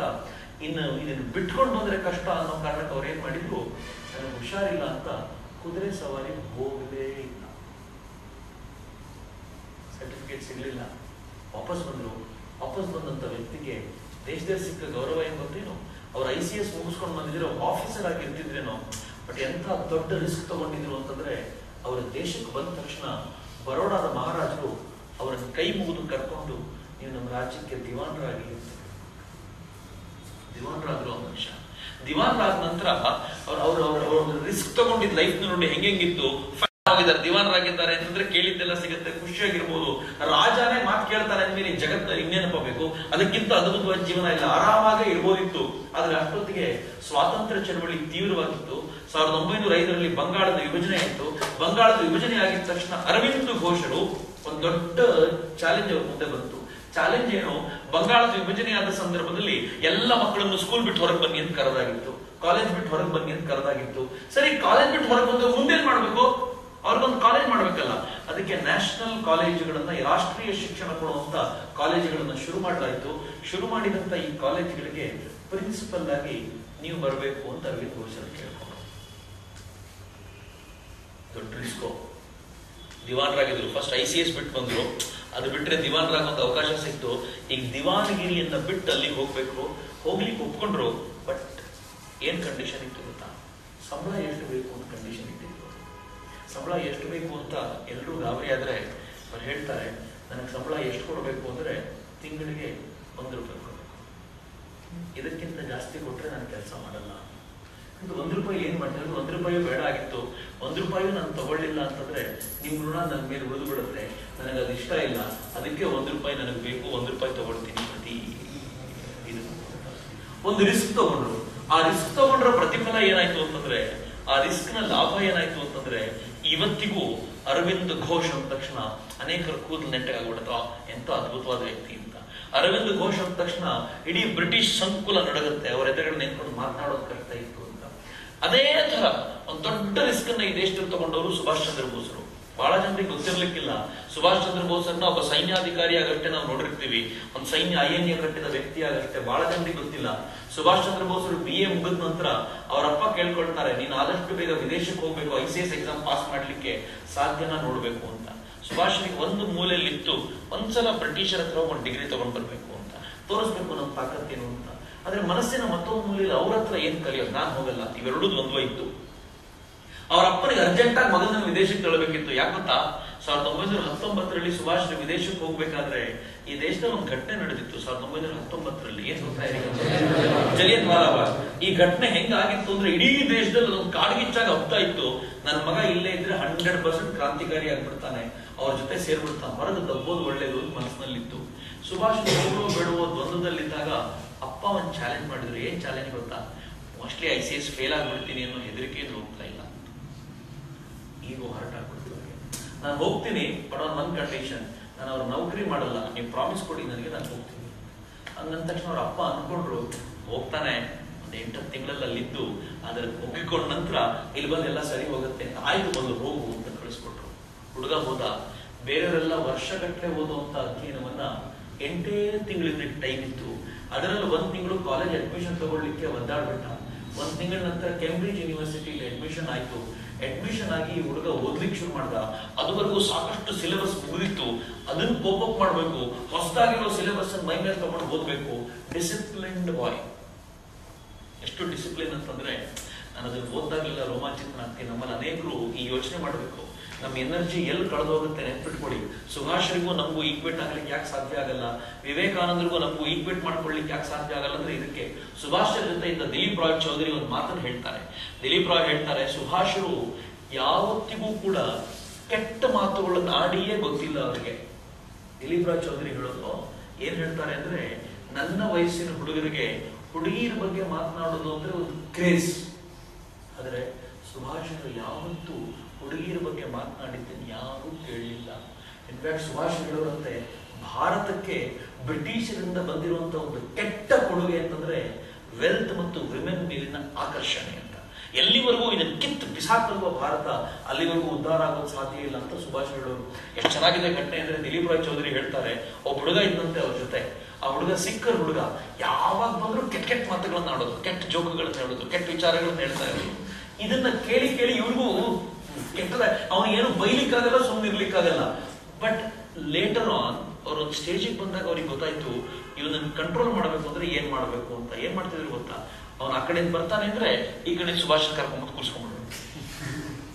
ಸುಭಾಷ್ ಎದುರಿಗೆ ಕೂತ್ರೆ ಅವನ ಬಾಯಿಂದ ಒಂದೇ ಒಂದು ಕೆಟ್ಟ ಮಾತು ಹೊರಡ್ತಿರ್ಲಿಕ್ಕಂತೆ. ಇವ್ರು ಎದ್ದೋದ್ರೆ ಕೇಳೋದು, ಏನೋ ಅವನಿದ್ರೆ ಏನೋ ಮಾತಾಡಲ್ಲ ನೀನು ಅಂದ್ರೆ ಅವನೇನ್ ಹೇಳ್ತಿದ್ದಂತೆ ಗೊತ್ತಾ, ಆ ವ್ಯಕ್ತಿ ಎದುರುಗಡೆ ಕೂತ್ರೆ ನನ್ನ ಬಾಯಿನಂತ ಮಾತೇ ಬರಲ್ಲ, ಯಾಕೆ ಅಂತಾನೆ ಗೊತ್ತಾಗಲ್ಲ. ಸ್ಟ್ರೆಂತ್ ನೋಡಿದ್ದೀರಾ, ವ್ಯಕ್ತಿತ್ವದ ಸ್ಟ್ರೆಂತ್. ಸ್ವಾಮೀಜಿ ಹೇಳ್ತಾರಲ್ಲ, ಕ್ಯಾರೆಕ್ಟರ್ ಕ್ಯಾರೆಕ್ಟರ್ ಕ್ಯಾರೆಕ್ಟರ್ ಅಂತ. ಕ್ಯಾರೆಕ್ಟರ್ ಗಟ್ಟಿಯಾಗಿದ್ಬಿಟ್ರೆ, ನಿಮ್ ವ್ಯಕ್ತಿತ್ವ ಗಟ್ಟಿಯಾಗಿದ್ರೆ ನೀವು ಬೆಳಿತೀರಿ, ಎದುರನ್ನು ಬೆಳೆದಕ್ಕೆ ಸಾಧ್ಯ ಆಗುತ್ತೆ. ಆ ಕ್ಯಾರೆಕ್ಟರ್ ಸುಭಾಷರದಿತ್ತು. 8 ತಿಂಗಳಲ್ಲಿ ಆ ಕ್ಯಾರೆಕ್ಟರ್ ಹೆಂಗ್ ಮೌಲ್ಡ್ ಮಾಡ್ತವ್ರನ್ನ ಅಂತಂದ್ರೆ, 8 ತಿಂಗಳಲ್ಲಿ ಎಕ್ಸಾಮ್ ಬರೆದ್ರು. ವರ್ಷಗಟ್ಲೆ ಓದ್ದವರು ಕೂಡ ಪಾಸ್ ಆಗೋದು ಕಷ್ಟ ಅಂತಿತ್ತು. ಸುಭಾಷರು ಕೂಡ ಅನ್ಕೊಂಡ್ರು ನಂದು ಕಷ್ಟ ಅಂತ. ಆದ್ರೆ ಅಚ್ಚರಿಯ ಸಂಗತಿ ಏನು ಅಂದ್ರೆ, Subhash got 4th rank. English ನಲ್ಲಿ ಅವರು ಯೂನಿವರ್ಸಿಟಿಗೆ ಫಸ್ಟ್ ಬಂದಿದ್ರು. ICS ಪರೀಕ್ಷೆ ಇಂಗ್ಲಿಷ್ ಎಕ್ಸಾಮ್ ನಲ್ಲಿ ಫಸ್ಟ್ ಬಂದ ನಂತರ ಈಗ ಎಲ್ರಿಗೂ ಆಶ್ಚರ್ಯ. ಆದ್ರೂ ಕೂಡ ಇಂಡಿಯನ್ ಸ್ಪಿರಿಟ್ ಹೆಂಗಿತ್ತು ಗೊತ್ತೇನು, ಯಾಕೆ ಅವೆಲ್ಲ ಕೆಲಸ ಮಾಡುತ್ತೆ, ಯಾಕೆ ಸುಭಾಷ್ ಗ್ರೇಟ್ ಅಂದ್ರೆ ಆ ಕಾರಣಕ್ಕೆ. ಅವರು ಲಂಡನ್ ಅಲ್ಲಿ ಓದ್ತಿರ್ಬೇಕಾದ್ರೆ ಅವ್ರೊಂದ್ಸಲ ಅವ್ರ ಫ್ರೆಂಡಿಗೆ ಒಂದು ಪತ್ರ ಬರೀತಾರೆ. ಆ ಪತ್ರದಲ್ಲಿ ಹೇಳ್ತಾರೆ, ಇವತ್ತು ನನಗೆ ಎಷ್ಟು ಖುಷಿ ಆಗ್ತಿದೆ ಅಂತಂದ್ರೆ, ಇಲ್ಲಿ ನನ್ನ ಶೂನ್ ಒರೆಸಿ ಲೇಸ್ ಕಟ್ಲಿಕ್ಕೆ ಒಬ್ಬ ಬ್ರಿಟಿಷರು ಬರ್ತಾನೆ ಕೆಲಸದವನು. ಅವ್ನ ಶೂನ್ ಒರೆಸಿ ಲೇಸ್ ಕಟ್ಬೇಕಾದ್ರೆ ಬಹಳ ಖುಷಿ ಆಗ್ತಿರುತ್ತೆ. ನನ್ನ ಮಕ್ಕಳ ನಮ್ಮ ದೇಶದಲ್ಲಿ ನಮ್ಮ ಹತ್ರ ಕೆಲಸ ಮಾಡಿಸ್ಕೋತೀರಾ, ಇಲ್ಲಿ ಬಂದು ನನ್ ಕೆಲಸ ಮಾಡಿ ಅಂತ ಮನಸ್ಸಲ್ಲಿ ಅನ್ಕೋತಾ ಇರ್ತೀನಿ, ಎಷ್ಟು ಖುಷಿ ಆಗುತ್ತೆ ಗೊತ್ತಾ ನನಗೆ ಅಂತ. ಆ ಸ್ಪಿರಿಟ್ ಯೋಚನೆ ಮಾಡಿ, ಎಷ್ಟು ಸ್ಪಿರಿಟ್ ಇತ್ತು ಆ ಮನುಷ್ಯನಿಗೆ. ವಾಪಸ್ ಭಾರತಕ್ಕೆ ಹೊರತು ಎಷ್ಟು ಅದ್ಭುತವಾದ ವ್ಯಕ್ತಿ ಅಂತಂದ್ರೆ, ಒಂದು ಪುಸ್ತಕದಲ್ಲಿ ಭಾರತದ ಬಗ್ಗೆ ಒಂದು ಸೆಂಟೆನ್ಸ್ ಬರೆದಿದ್ರಂತೆ. ಆ ಸೆಂಟೆನ್ಸ್ ಏನು ಅಂತಂದ್ರೆ, ಭಾರತದಲ್ಲಿ ಕುದುರೆಗಳು ತಿನ್ನುವ ಆಹಾರವನ್ನು ಮನುಷ್ಯರು ತಿಂತಾರೆ. ತುಂಬಾ ಜನ ಅದನ್ನು ಓದ್ಕೊಂಡು ಹೋಗಿದ್ದಾರೆ. ಭಾರತದಿಂದ ICS ಆದವರೆಲ್ಲ ಯಾರೂ ಪ್ರತಿಭಟಿಸಿರ್ಲಿಲ್ಲ ಎಕ್ಸೆಪ್ಟ್ ಸುಭಾಷ್. ಸುಭಾಷ್ ಅವ್ರ ಪ್ರತಿಭಟನೆ ಹೆಂಗಿತ್ತು ಅಂತಂದ್ರೆ ಬರಲಿರೋ ದಿನಗಳಲ್ಲಿ ಆ ಸೆಂಟೆನ್ಸ್ ಅನ್ನ ಕಿತ್ತು ಬಿಸಾಕಿದ್ರು. ಅದು ಸುಭಾಷರ ತಾಕತ್ತು. ಹಂಗಾಗಿ ICS ಮುಗಿಸ್ಕೊಂಡು ಬಂದ್ರು. ಮುಗಿಸ್ಕೊಂಡು ಬಂದಂತ ಸುಭಾಷರು ಅವ್ರು ಹೇಳಿದ್ರು, ನಾನು ICS ಎಕ್ಸಾಮ್ ಪಾಸ್ ಮಾಡಿದ್ದೀನಿ, ತೋರಿಸಿದ್ದೀನಿ ಐ ಕ್ಯಾನ್ ಪಾಸ್. ಆದ್ರೆ ಇದ್ರ ಆಚೆಗೆ ಬ್ರಿಟಿಷರ ಕೆಲಸ ಮಾಡಲ್ಲ. ಎಷ್ಟು ದೊಡ್ಡ ರಿಸ್ಕ್ ಇರ್ಬೋದು ಗೊತ್ತಾ? ಅವರಪ್ಪ ಮಿಡ್ಲ್ ಕ್ಲಾಸ್ ಫ್ಯಾಮಿಲಿಯವರು ಮಗನನ್ನು ಕನ್ವಿನ್ಸ್ ಮಾಡಿದ್ರು, ಏನ್ ಟೆನ್ಷನ್ ತಗೋಬೇಡ, ಇನ್ ಸ್ವಲ್ಪ ದಿನದಲ್ಲಿ ಭಾರತಕ್ಕೆ ಸ್ವಾತಂತ್ರ್ಯ ಬಂದ್ಬಿಡುತ್ತೆ. ಅವರಪ್ಪ ಕನಸು ಕಟ್ಕೊಡೋದು, ಸ್ವಾತಂತ್ರ್ಯ ಬಂದ್ಮೇಲೆ ಸ್ವತಂತ್ರ ಭಾರತದಲ್ಲಿ ICS ಆಫೀಸರ್ ಆಗಿರ್ತೀಯ, ಕೆಲಸ ಮಾಡೋದು ಮಜಾ ಆವಾಗ ಅಂತ ಹೇಳ್ತಾನೆ. ಒಂದೇ ಒಂದ್ಸಲ ಬ್ರಿಟಿಷರ ಜೊತೆ ಒಪ್ಪಂದ ಮಾಡ್ಕೊಂಡೆ ಅಂದ್ರೆ ಬಂಧನಕ್ಕೊಳಗಾದಂತ ನಾನ್ ಮಾತ್ರ ಒಪ್ಕೊಳ್ಳಿಕ್ಕೆ ಸಾಧ್ಯನೇ ಇಲ್ಲ ಅಂದ್ರು ಸುಭಾಷ್. ಹಂಗಂದು ಹೋಗೋಕ್ಕಿಂತ ಮುಂಚೆ ಅವರಪ್ಪ ಹೇಳ್ತಾರೆ, ನೀನೇನಾದ್ರೂ ICS ಆಗದೆ ಬಂದೆ ಅಂತಂದ್ರೆ ಅದನ್ನ ರಿಜೆಕ್ಟ್ ಮಾಡಿದ್ರೆ ಏನ್ ದುಡ್ಡು ಕಟ್ಟಬೇಕಲ್ಲ ಬ್ರಿಟಿಷರಿಗೆ, ಆ ದುಡ್ಡನ್ನ ನಿಂಗೆ ಕೊಡಲ್ಲ, ಏನ್ ಮಾಡ್ತೀವಿ ಮಾಡ್ಕೊ. ಈಗ ಏನ್ ಮಾಡ್ಬೇಕು? ದುಡ್ಡು ಸಿಗಲ್ಲ ಅಂದ್ರೆ ಸುಭಾಷ್ ಏನ್ ಮಾಡಿದ್ರು, ಅವರೆಲ್ಲ ಫ್ರೆಂಡ್ಸ್ಗಳನ್ನು ಕೂರಿಸಿದ್ರು, ದೇಶಕ್ಕೋಸ್ಕರ ವಾಪಸ್ ಹೋಗ್ತಾ ಇದ್ದೀನಿ, ನೀವೆಲ್ಲ ನನ್ಗೆ ದಾನ ಕೊಡಿ ಅಂತ ಹೇಳಿದ್ರು.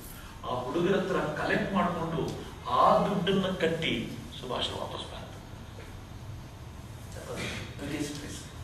ಗೊತ್ತಾ ಸುಭಾಷ್ ಏನ್ ಮಾಡ್ಬೇಕು ಅಂತ ಹೇಳಿದ್ರೆ ಅವ್ರ ಫ್ರೆಂಡಿಗೆ ಹೇಳ್ತಾರೆ, ನನಗಿರೋ ಕೆಲವು ಆಪ್ಷನ್, ಅದರಲ್ಲಿ ಒಂದು ಪ್ರಾಮಿನೆಂಟ್ ಆಪ್ಷನ್ ಅಂತಂದ್ರೆ ರಾಮಕೃಷ್ಣ ಆಶ್ರಮದ ಆರ್ಡರ್ಗೆ ಸೇರ್ಕೊಂಡ್ಬಿಡ್ಬೇಕು ಅಂತಿದ್ದೀನಿ ನಾನು. ಅದರ ದೇಶದ ಉತ್ಕಟ ಭಾವನೆ ಹೆಂಗಿತ್ತು ಅಂತಂದ್ರೆ ಅವ್ರ ಆರ್ಡರ್ ಜಾಯ್ನ್ ಆಗಲಿಲ್ಲ, ಬದಲಿಗೆ ಅವ್ರು ನಾವೇನಾದ್ರೂ ಹೊಸದನ್ನು ಮಾಡಬೇಕು ಅಂತ ಪೂರ್ಣ ಪ್ರಮಾಣದಲ್ಲಿ ದೇಶಕ್ಕೋಸ್ಕರ ಗೆಲ್ಲಬೇಕಾದ್ರು. ಯೋಚನೆ ಮಾಡಲಿಲ್ಲ ಏನ್ ರಿಸ್ಕ್ ಇತ್ತು ಲೈಫ್ನಲ್ಲಿ, ನಾವೆಲ್ಲ ಹೆಂಗಾಗೋಗ್ಬಿಟ್ಟಿದ್ದೀವಿ ಅಂತಂದ್ರೆ ಆ ರಿಸ್ಕ್ ಅನ್ನು ತಗೊಳ್ಳೋ ಸಾಮರ್ಥ್ಯವನ್ನೇ ಕಳ್ಕೊಂಡಿದ್ದೀವಿ. ನಮ್ಮೆಲ್ಲರ ಒಳಗೂ ಆ ಥರದ ಸಾಮರ್ಥ್ಯ ಇದೆ. ನಾವು ಯಾರು ಆರ್ಡಿನರಿ ಮನುಷ್ಯರಲ್ಲ, ನಮ್ಮೆಲ್ಲರಲ್ಲೂ ಆ ಥರದೊಂದು ಸಾಮರ್ಥ್ಯ ಇದೆ. ಒಂದ್ಸಲ ರಿಸ್ಕ್ ತಗೊಂಡು ಬನ್ನಿ. ಈ ದೇಶಕ್ಕಂಥವ್ರು ಸಾವಿರ ಸಂಖ್ಯೆಯಲ್ಲಿ ಬೇಕಾಗಿದ್ದಾರೆ. ಇಮ್ಯಾಜಿನ್ ಮಾಡ್ಕೊಳ್ಳಿ, ಈ ದೇಶಕ್ಕೆ ಬೇಕಾಗಿರುವಂತ ಅವಶ್ಯಕತೆಗಳ ಬಗ್ಗೆ ಯೋಚನೆ ಮಾಡಿ. ಇತ್ತೀಚೆಗೆ ತಾನೇ ಒಂದು ಉಪಗ್ರಹ ಉಡಾವಣೆ ಮಾಡಿದ್ರು, ಯಾರಾದ್ರೂ ಗೊತ್ತಿದ್ಯಾ? ಇತ್ತೀಚೆಗೆ ನಿರ್ಣಯ ಮಾಡೋದು ಮೊನ್ನೆ ಯಾವ ಉಪಗ್ರಹ, ಏನು ಉಪಗ್ರಹ ಅದು? GPS ಸಿಸ್ಟಮಿಗೋಸ್ಕರ, ಗ್ಲೋಬಲ್ ಪೊಸಿಷನಿಂಗ್ ಸಿಸ್ಟಮ್ ಗೊತ್ತಾ? ಈ ಗ್ಲೋಬಲ್ ಪೊಸಿಷನಿಂಗ್ ಸಿಸ್ಟಮಿಗೋಸ್ಕರ ಇಷ್ಟು ದಿನ ಭಾರತ ಇದನ್ನ ಎಲ್ಲಿಂದ ಬಳಸ್ತಿತ್ತು ಅಂತಂದ್ರೆ ಅಮೆರಿಕನ್ರ ಉಪಗ್ರಹದಿಂದ ಸಂಕೇತಗಳನ್ನು ತಗೋತಿತ್ತು. ಭಾರತದ ಇಸ್ರೋ ಈಗ ತಾನೇ ಉಪಗ್ರಹವನ್ನು ಹಾರಿಸಿದೆ. ಪ್ರಾಬಬಲಿ 2015 ನಿಂದ ಇನ್ನು ಮುಂದೆ GPS-ಗೆ ಅಮೆರಿಕಾದ ಬೆಂಬಲ ನಮ್ಗೆ ಬೇಕಾಗಿಲ್ಲ, ನಾವೇ ಉಪಗ್ರಹ ಹಾರಿಸಿದ್ದೀವಿ ಅಂತ ಹೆಮ್ಮೆಯಿಂದ ಹೇಳ್ಕೊಳ್ಬಹುದು. ಆ ಸೈಂಟಿಸ್ಟ್ಗಳಿಗೊಂದು ಸೆಲ್ಟ್ ಹೊಡಿಬೇಕು ತಾನೆ. ಏನ್ ಅದ್ಭುತವಾದ ಕೆಲಸ ಮಾಡಿದ್ರು. ಯಾರ ಹತ್ರ ಇದೆ ಗೊತ್ತೇನು ಇದುವರೆಗೂ ಇಂಥದ್ದು? ಮೂರೇ ಕಂಟ್ರಿ, 4ನೇದು ನಾವು, ಒಂದು ಅಮೆರಿಕ ಇದೆ, ಇನ್ನೊಂದು ರಷ್ಯಾ ಇದೆ, 3ನೇದು ಚೈನಾ ಇದೆ, 4ನೇದು ಭಾರತ ಮಾತ್ರ. ಕಡಿಮೆ ಅನ್ಕೊಂಡಿದ್ದೀರಾ ಇದನ್ನ? ಯಾರು ಮಾಡ್ಲಿಕ್ಕೆ ಸಾಧ್ಯ ಆಗಿದ್ದು? ಏನೋ ದುಡ್ಡು ಮಾಡಬೇಕು, ಎಲ್ಲ ಹೋಗ್ಬಿಡ್ಬೇಕು ಕೂತವರಲ್ಲ, ರಾಷ್ಟ್ರದ ಸ್ಪಿರಿಟ್ ಇದ್ದವ್ರು ಮಾತ್ರ ಮಾಡ್ಲಿಕ್ಕೆ ಸಾಧ್ಯ ಆಗಿತ್ತು. ಈ ಸ್ಪಿರಿಟ್ ಯಾವಾಗ ಬರುತ್ತೋ ನಿಮ್ಮ ಹತ್ರ ಅಪರೂಪದ ಕೆಲಸ ಮಾಡಿಸುತ್ತೆ. ಇಲ್ಲ ಅಂದ್ರೆ ಯಾವುದೋ ಒಂದು ಕಂಪನಿಯಲ್ಲಿ, ಈಗಂತೂ ಸಾಫ್ಟ್ವೇರ್ ಇಂಜಿನಿಯರ್ಗಳಿಗೆ 1 ಲಕ್ಷ ಸಂಬಳ ಇಲ್ಲ. ಈಗ ಆ ಸಂಬಳ 50,000ಕ್ಕೆ ಬಂತು, ಈಗ 25,000ಕ್ಕೂ ಬಂದಿದೆ. ಬಟ್ ನಮ್ಮೊಂದು ಖುಷಿ ಇದೆ ಅಷ್ಟೇ, ನಾನೊಬ್ಬ ಸಾಫ್ಟ್ವೇರ್ ಇಂಜಿನಿಯರ್ ಅಂತ. ಅಫ್ಕೋರ್ಸ್ ಸಾಫ್ಟ್ವೇರ್ ಇಂಜಿನಿಯರ್ ಆಗಿ, ನೀವು ಎಲೆಕ್ಟ್ರಾನಿಕ್ಸ್ ಇಂಜಿನಿಯರ್ ಆಗಿ, ಬಟ್ ನಿಮ್ ಕನಸು ಹೆಂಗಿರ್ಬೇಕು ಅಂತಂದ್ರೆ ನಾನು ಮಾಡಿರೋ ಏನೋ ಒಂದು ಅಪರೂಪದ ಕೆಲಸದಿಂದ ದೇಶಕ್ಕೊಂದು ಲಾಭ ಆಗ್ಬೇಕು. ಅದರ್ವೈಸ್ ಏನು ಉಪಯೋಗ? ಈ ಲೈಫ್ನಲ್ಲಿ ಏನು ಉಪಯೋಗ ಇದೆ? NAL ಒಬ್ಬ ಇಂಜಿನಿಯರ್ ಇದ್ರು. ಈ ದೇಶ ಒಂದು ಅದ್ಭುತವಾದ ಹೆಲಿಕಾಪ್ಟರ್ ತಯಾರು ಮಾಡ್ತು. ಇದನ್ನೆಲ್ಲ ಗಮನಿಸ್ಬೇಕು ನೀವು. ನಿಮ್ಗೆ ಅದ್ಭುತವಾದ ಕ್ರಿಯೇಟಿವಿಟಿ ಹುಟ್ಟತ್ತಾಗ. ಹೆಲಿಕಾಪ್ಟರ್ ಏನು ಅಂತಂದ್ರೆ ಧ್ರುವ್ ಅನ್ನುವಂತ ಒಂದು ಹೆಲಿಕಾಪ್ಟರ್, ಹೇಳಿದ್ದೀರಾ? ಧ್ರುವ್ ಅನ್ನುವಂತ ಒಂದು ಹೆಲಿಕಾಪ್ಟರ್. ಈ ಹೆಲಿಕಾಪ್ಟರ್ನ ವೈಶಿಷ್ಟ್ಯ ಏನು ಅಂತಂದ್ರೆ ಲೈಟ್ ವೆಯ್ಟ್ ಹೆಲಿಕಾಪ್ಟರ್. ಇದು ಯುದ್ಧಕ್ಕೋಸ್ಕರ ಬಳಸ್ತಾರೆ. ನಾವು ಬ್ರೆಜಿಲ್ ನಿಂದ ಇಂಪೋರ್ಟ್ ಮಾಡ್ಕೊಳ್ತಿದ್ವಿ. ಯಾರಿಂದ? ಬ್ರೆಜಿಲ್ ಭೂಪಟದಲ್ಲಿ ಹೆಸರೇ ಇಲ್ಲ. ಅದು ಹೆಸರಿದೆ ಅಂದ್ರೆ ಸುಮ್ಮನೆ ಹೆಸರಿಗೆ ಮಾತ್ರ, ಅದನ್ಯಾರು ಕೌಂಟ್ ಮಾಡೋ ಮಟ್ಟಿಗೆ ಇಲ್ಲ. ಈ ರಾಷ್ಟ್ರದಿಂದ 99 ಕೋಟಿ ರೂಪಾಯಿ ಒಂದೊಂದು ಹೆಲಿಕಾಪ್ಟರ್ ಕೊಟ್ಟು ಆಮದು ಮಾಡ್ಕೊಳ್ತಾ ಇದ್ವಿ ನಾವು. ಇಷ್ಟು ದೊಡ್ಡ ಸೈಂಟಿಸ್ಟ್ ಸಮೂಹ ಇಟ್ಕೊಂಡು. ಸೈಂಟಿಫಿಕ್ ಮ್ಯಾನ್ ಪವರ್ ನಲ್ಲಿ ಜಗತ್ತಿನಲ್ಲಿ ಬಹುಶಃ 3ನೇ ರಾಷ್ಟ್ರ ಇರ್ಬೋದು ನಾವು. ಅಷ್ಟು ದೊಡ್ಡ ಸೈಂಟಿಫಿಕ್ ಮ್ಯಾನ್ ಪವರ್ ಇದೆ ನಮ್ಮ ಹತ್ರ. ಬಟ್ ನಾವು ಹೆಲಿಕಾಪ್ಟರ್ನ ಆಮದು ಮಾಡ್ಕೊಳ್ತಾ ಇದ್ವಿ. ನ್ಯಾಷನಲ್ ಏರೋಸ್ಪೇಸ್ ಲ್ಯಾಬ್ ಬೆಂಗಳೂರು ಇವರಿಗೆ ಮುರಳಿ ಮನೋಹರ್ ಜೋಶಿ ಇದ್ದಾಗ ಒಂದು ಪ್ರಾಜೆಕ್ಟ್ ಕೊಟ್ಟರು, ಈ ಹೆಲಿಕಾಪ್ಟರ್ನ ನಾವೇ ಡಿಸೈನ್ ಮಾಡ್ಬೋದಾ ಅಂತ. ಫೈನ್, ನಾವೇ ಮಾಡ್ತೀವಿ, ರಿಸರ್ಚ್ಗೆ ಸ್ವಲ್ಪ ದುಡ್ಡು ಬೇಕಾಗುತ್ತೆ ಕೊಡಿ ಅಂತ. ರಿಸರ್ಚ್ಗೆ ಎಷ್ಟು ಕೊಟ್ಟರು ಗೊತ್ತಾ? 13 crore rupees. 13. ಒಂದು ಹೆಲಿಕಾಪ್ಟರ್ನ ಕಾಸ್ಟ್ ಎಷ್ಟು ಕೊಂಡ್ಕೊಳ್ಳಿಕ್ಕೆ? 99 crore rupees. ಅದನ್ನ ಡಿಸೈನ್ ಮಾಡ್ಲಿಕ್ಕೆ 13 crore rupees ಕೊಟ್ಟರು. ಇದ್ರ ಬಗ್ಗೆ ರಿಸರ್ಚ್ ಮಾಡಿ ಅಂತ. That was just impossible. But ಸೈಂಟಿಸ್ಟ್ಗಳ ಸ್ಪಿರಿಟ್ ಹೆಂಗಿತ್ತು ಅಂತಂದ್ರೆ ಇದನ್ನ ಮಾಡಲೇಬೇಕು ಅಂತ ಹಠ ಹಿಡಿದು ಹಗಲು ರಾತ್ರಿ ಏನನ್ನೂ ಡಿಮ್ಯಾಂಡ್ ಮಾಡದೆ, ನಯಾ ಪೈಸೆ ಎಕ್ಸ್ಟ್ರಾ ಡಿಮ್ಯಾಂಡ್ ಮಾಡದೆ ಹಗಲು ರಾತ್ರಿ ವರ್ಕ್ ಮಾಡಿ one fine day Dhruv helicopter ನ ಅವ್ರು ತಂದುಕೊಟ್ರು. ಈ ದೇಶಕ್ಕೆ ಒಂದು ಅದ್ಭುತವಾದ ಹೆಲಿಕಾಪ್ಟರ್ ಸಿಕ್ತು. ಅದಕ್ಕೆ ನಾವು ಎಕ್ಸ್ಪೋರ್ಟ್ ಮಾಡುವಂತ ಮಟ್ಟಿಗೆ ಬಂದ್ವಿ. ಫೈನ್. ನಾನು ಆ ಇಂಜಿನಿಯರ್ನ ಕೇಳಿದೆ, ನೀವೆಲ್ಲ ಇಷ್ಟು ಮಾಡಿದ್ರಲ್ಲ, ನಿಮ್ಗೆ ಏನ್ ಕೊಟ್ಟರು ಅಂತ. ಅವ್ರಿಗೆ ಎಕ್ಸ್ಟ್ರಾ ಏನಾದ್ರು ಕೊಟ್ರ ಅಂತ. ಈಗ ಹೇಳಿದ್ರೆ ಎಕ್ಸ್ಟ್ರಾ ಏನೂ ಇಲ್ಲ ಚಕ್ರವರ್ತಿ, ಸಂಡೇನೂ ಕೂಡ ಕೆಲಸ ಮಾಡ್ತಿದ್ವಿ, ಸಂಡೇ ಮಧ್ಯಾಹ್ನ ಒಂದು ಪುಳಿಯೋಗರೆ ಒಂದು ಮೊಸರನ್ನ ತರಿಸ್ಕೊಡೋರು, ಅದೇ ನಮ್ಗೆ ಎಕ್ಸ್ಟ್ರಾ ಕೊಟ್ಟಿದ್ದು, ಅದಕ್ಕಿಂತ ಹೆಚ್ಚೇನಿಲ್ಲ ಅಂತ. ಬಟ್ ಅವ್ರಿಗೆ ಪ್ರೌಡ್ ಇತ್ತಲ್ಲ, ಎಸ್ ನಾವೇನೋ ಅದ್ಭುತವಾದ ಕೆಲಸ ಮಾಡಿದ್ವಿ ಅಂತ. ಈ ಪ್ರೌಡ್ ಯಾವಾಗ ಸಿಗುತ್ತೆ ಅಂದ್ರೆ, ಈ ಹೆಮ್ಮೆ ಯಾವಾಗ ಬರುತ್ತೆ ಅಂತಂದ್ರೆ, ಈ ಖುಷಿ ಯಾವಾಗ ಸಿಗುತ್ತೆ ಅಂತಂದ್ರೆ, ನಾವು ಮಾಡಿದ ಕೆಲಸದಿಂದ ಈ ದೇಶಕ್ಕೆ ಏನಾದ್ರೂ ಲಾಭ ಆಗಿದೆ ಅಂತ. ಇವಾಗ ಕನಸು ಕಟ್ಟಬೇಕಾದ್ರೆ ಎಂಥ ಕನಸು ಕಟ್ಟಬೇಕು ಅಂದ್ರೆ, ತುಂಬಾ ದೊಡ್ಡದಾಗಿರುವಂತ, ನನ್ನಿಂದಾಗಿ ರಾಷ್ಟ್ರಕ್ಕೆ ಏನಾದ್ರೂ ಆಗ್ಬೋದು ಅನ್ನೋಂಥ ಒಂದು ಅದ್ಭುತವಾದ ಕನಸನ್ನು ಕಟ್ಟಿ, ಮತ್ತು ಆ ಕನಸನ್ನು ಕಟ್ಲಿಕ್ಕೆ ಒಂದು ಅದ್ಭುತವಾದ ಟೈಮ್ ಇದು. ಈ ಟೈಮನ್ನು ಮೀರಿದ್ದೆ ಆದ್ರೆ ನಿಮ್ಗೆ ಈ ತರದ ಕನಸನ್ನು ಕಟ್ಟುವಂತ ಅವಕಾಶ ಇಲ್ಲ. ಮತ್ತು ನನ್ಗೆ ಗೊತ್ತು, ಇಷ್ಟರಲ್ಲೂ ಕೂಡ ಯಾರೋ 3-4 ಜನ ಇಂಥ ಕನಸನ್ನು ಕಟ್ಟಿ ಸಾಕಾರ ಮಾಡ್ಕೊಳ್ತಾರೆ. ಅವ್ರ ಜೀವನದ ಯಾವುದೋ ಒಂದು ಹಂತದಲ್ಲಿ ನಿಂತ್ಕೊಂಡು ಇಲ್ಲೇ ನೋಡ್ತಾರಲ್ಲ, ಅವ್ರ ಜೀವನ ತುಂಬಾ ಅದ್ಭುತ ಅಂತ ಅನ್ಸುತ್ತೆ. ಫೈನ್. ಸೊ ಹೀಗಾಗಿ ಕನಸು ಕಟ್ಟಬೇಕಾದ್ರೆ ಕಂಜೂಸ್ ಮಾಡಬೇಡಿ. ನೀವೇನಾದ್ರೂ ಏಮ್ ಇಟ್ಕೊಳ್ಬೇಕಾದ್ರೆ ಅದಕ್ಕೊಂದು ಕಂಜೂಸ್ತನ ತೋರಿಸ್ಬೇಡಿ. ಇಷ್ಟ ಆಗ್ಬಿಟ್ರೆ ಸಾಕು ಸರ್, ಇಷ್ಟ ಆಗ್ಬಿಟ್ರೆ ಸಾಕು. ಮತ್ತೆ ನಿಮ್ ಜೀವನದ ಏಮ್ ಏನು ಅಂತ ಕೇಳಿದ್ರೆ, ಇಂಜಿನಿಯರ್ ಆಗೋದು ಒಂದು ಏಮ್ ಅಲ್ವೇ ಅಲ್ಲ. ಇಫ್ ಯು ಆಸ್ಕ್ ಮೀ, ಏನ್ ಗೊತ್ತಾ ಏಮ್? ಏಮ್ ಅನ್ನೋದು ತುಂಬಾ ದೊಡ್ಡದು. ಇಂಜಿನಿಯರ್ ಆಗ್ತೀವಿ ಅಂತ ಹೇಳ್ತೀವಲ್ಲ, ಆ ಏಮ್ ಹತ್ಲಿಕ್ಕಿರುವಂತ ಏಣಿಯ ಒಂದು ಕೋಲ್ ಅಷ್ಟೇ. ಅದನ್ನೇ ಏಮ್ ಅಂತ ತಿಳ್ಕೊಂಡು ಅಲ್ಲೇ ನೇತಾಡ್ಕೊಂಡಿಟ್ಬಿಟ್ರೆ ಹೆಂಗ್ರಯ್ಯ? ಸೊ ಇಂದಾಗ ದೊಡ್ಡ ಕನಸನ್ನು ಕಾಣಬೇಕು. ಅಬ್ದುಲ್ ಕಲಾಂ ಯಾವಾಗ್ಲೂ ಹೇಳ್ತಾರೆ, ಕನಸು ಕಾಣಬೇಕು ಅಂತ ನಮ್ಮ ತರುಣರಿಗೆ ಹೇಳಿದ್ರೆ ಇವರೆಲ್ಲ ಕೂಡಲೇ ನಿದ್ದೆ ಮಾಡ್ತಾರೆ. ಒಳ್ಳೇದು ಸರ್, ಒಳ್ಳೆ ಐಡಿಯಾ ಕೊಡ್ರಿ. ಬಟ್ ಅಬ್ದುಲ್ ಕಲಾಂ ಹೇಳ್ತಾರೆ, ಕನಸು ಅಂದ್ರೆ ಏನು ಅನ್ನೋ ಡೆಫಿನೇಷನ್ ಕೊಡ್ತಾರೆ. ನೆನ್ಪಿಟ್ಕೊಳ್ಳಿ ಈ ಡೆಫಿನೇಷನ್ ನ. ಅಬ್ದುಲ್ ಕಲಾಂ ಹೇಳ್ತಾರೆ, ಕನಸು ಅಂತಂದ್ರೆ ತೆರೆದಾಗ, ಕಣ್ಣು ತೆರೆದಾಗ ಬೀಳುವಂಥದ್ದು, ಕಣ್ಣು ಮುಚ್ಚಿದಾಗಲ್ಲ.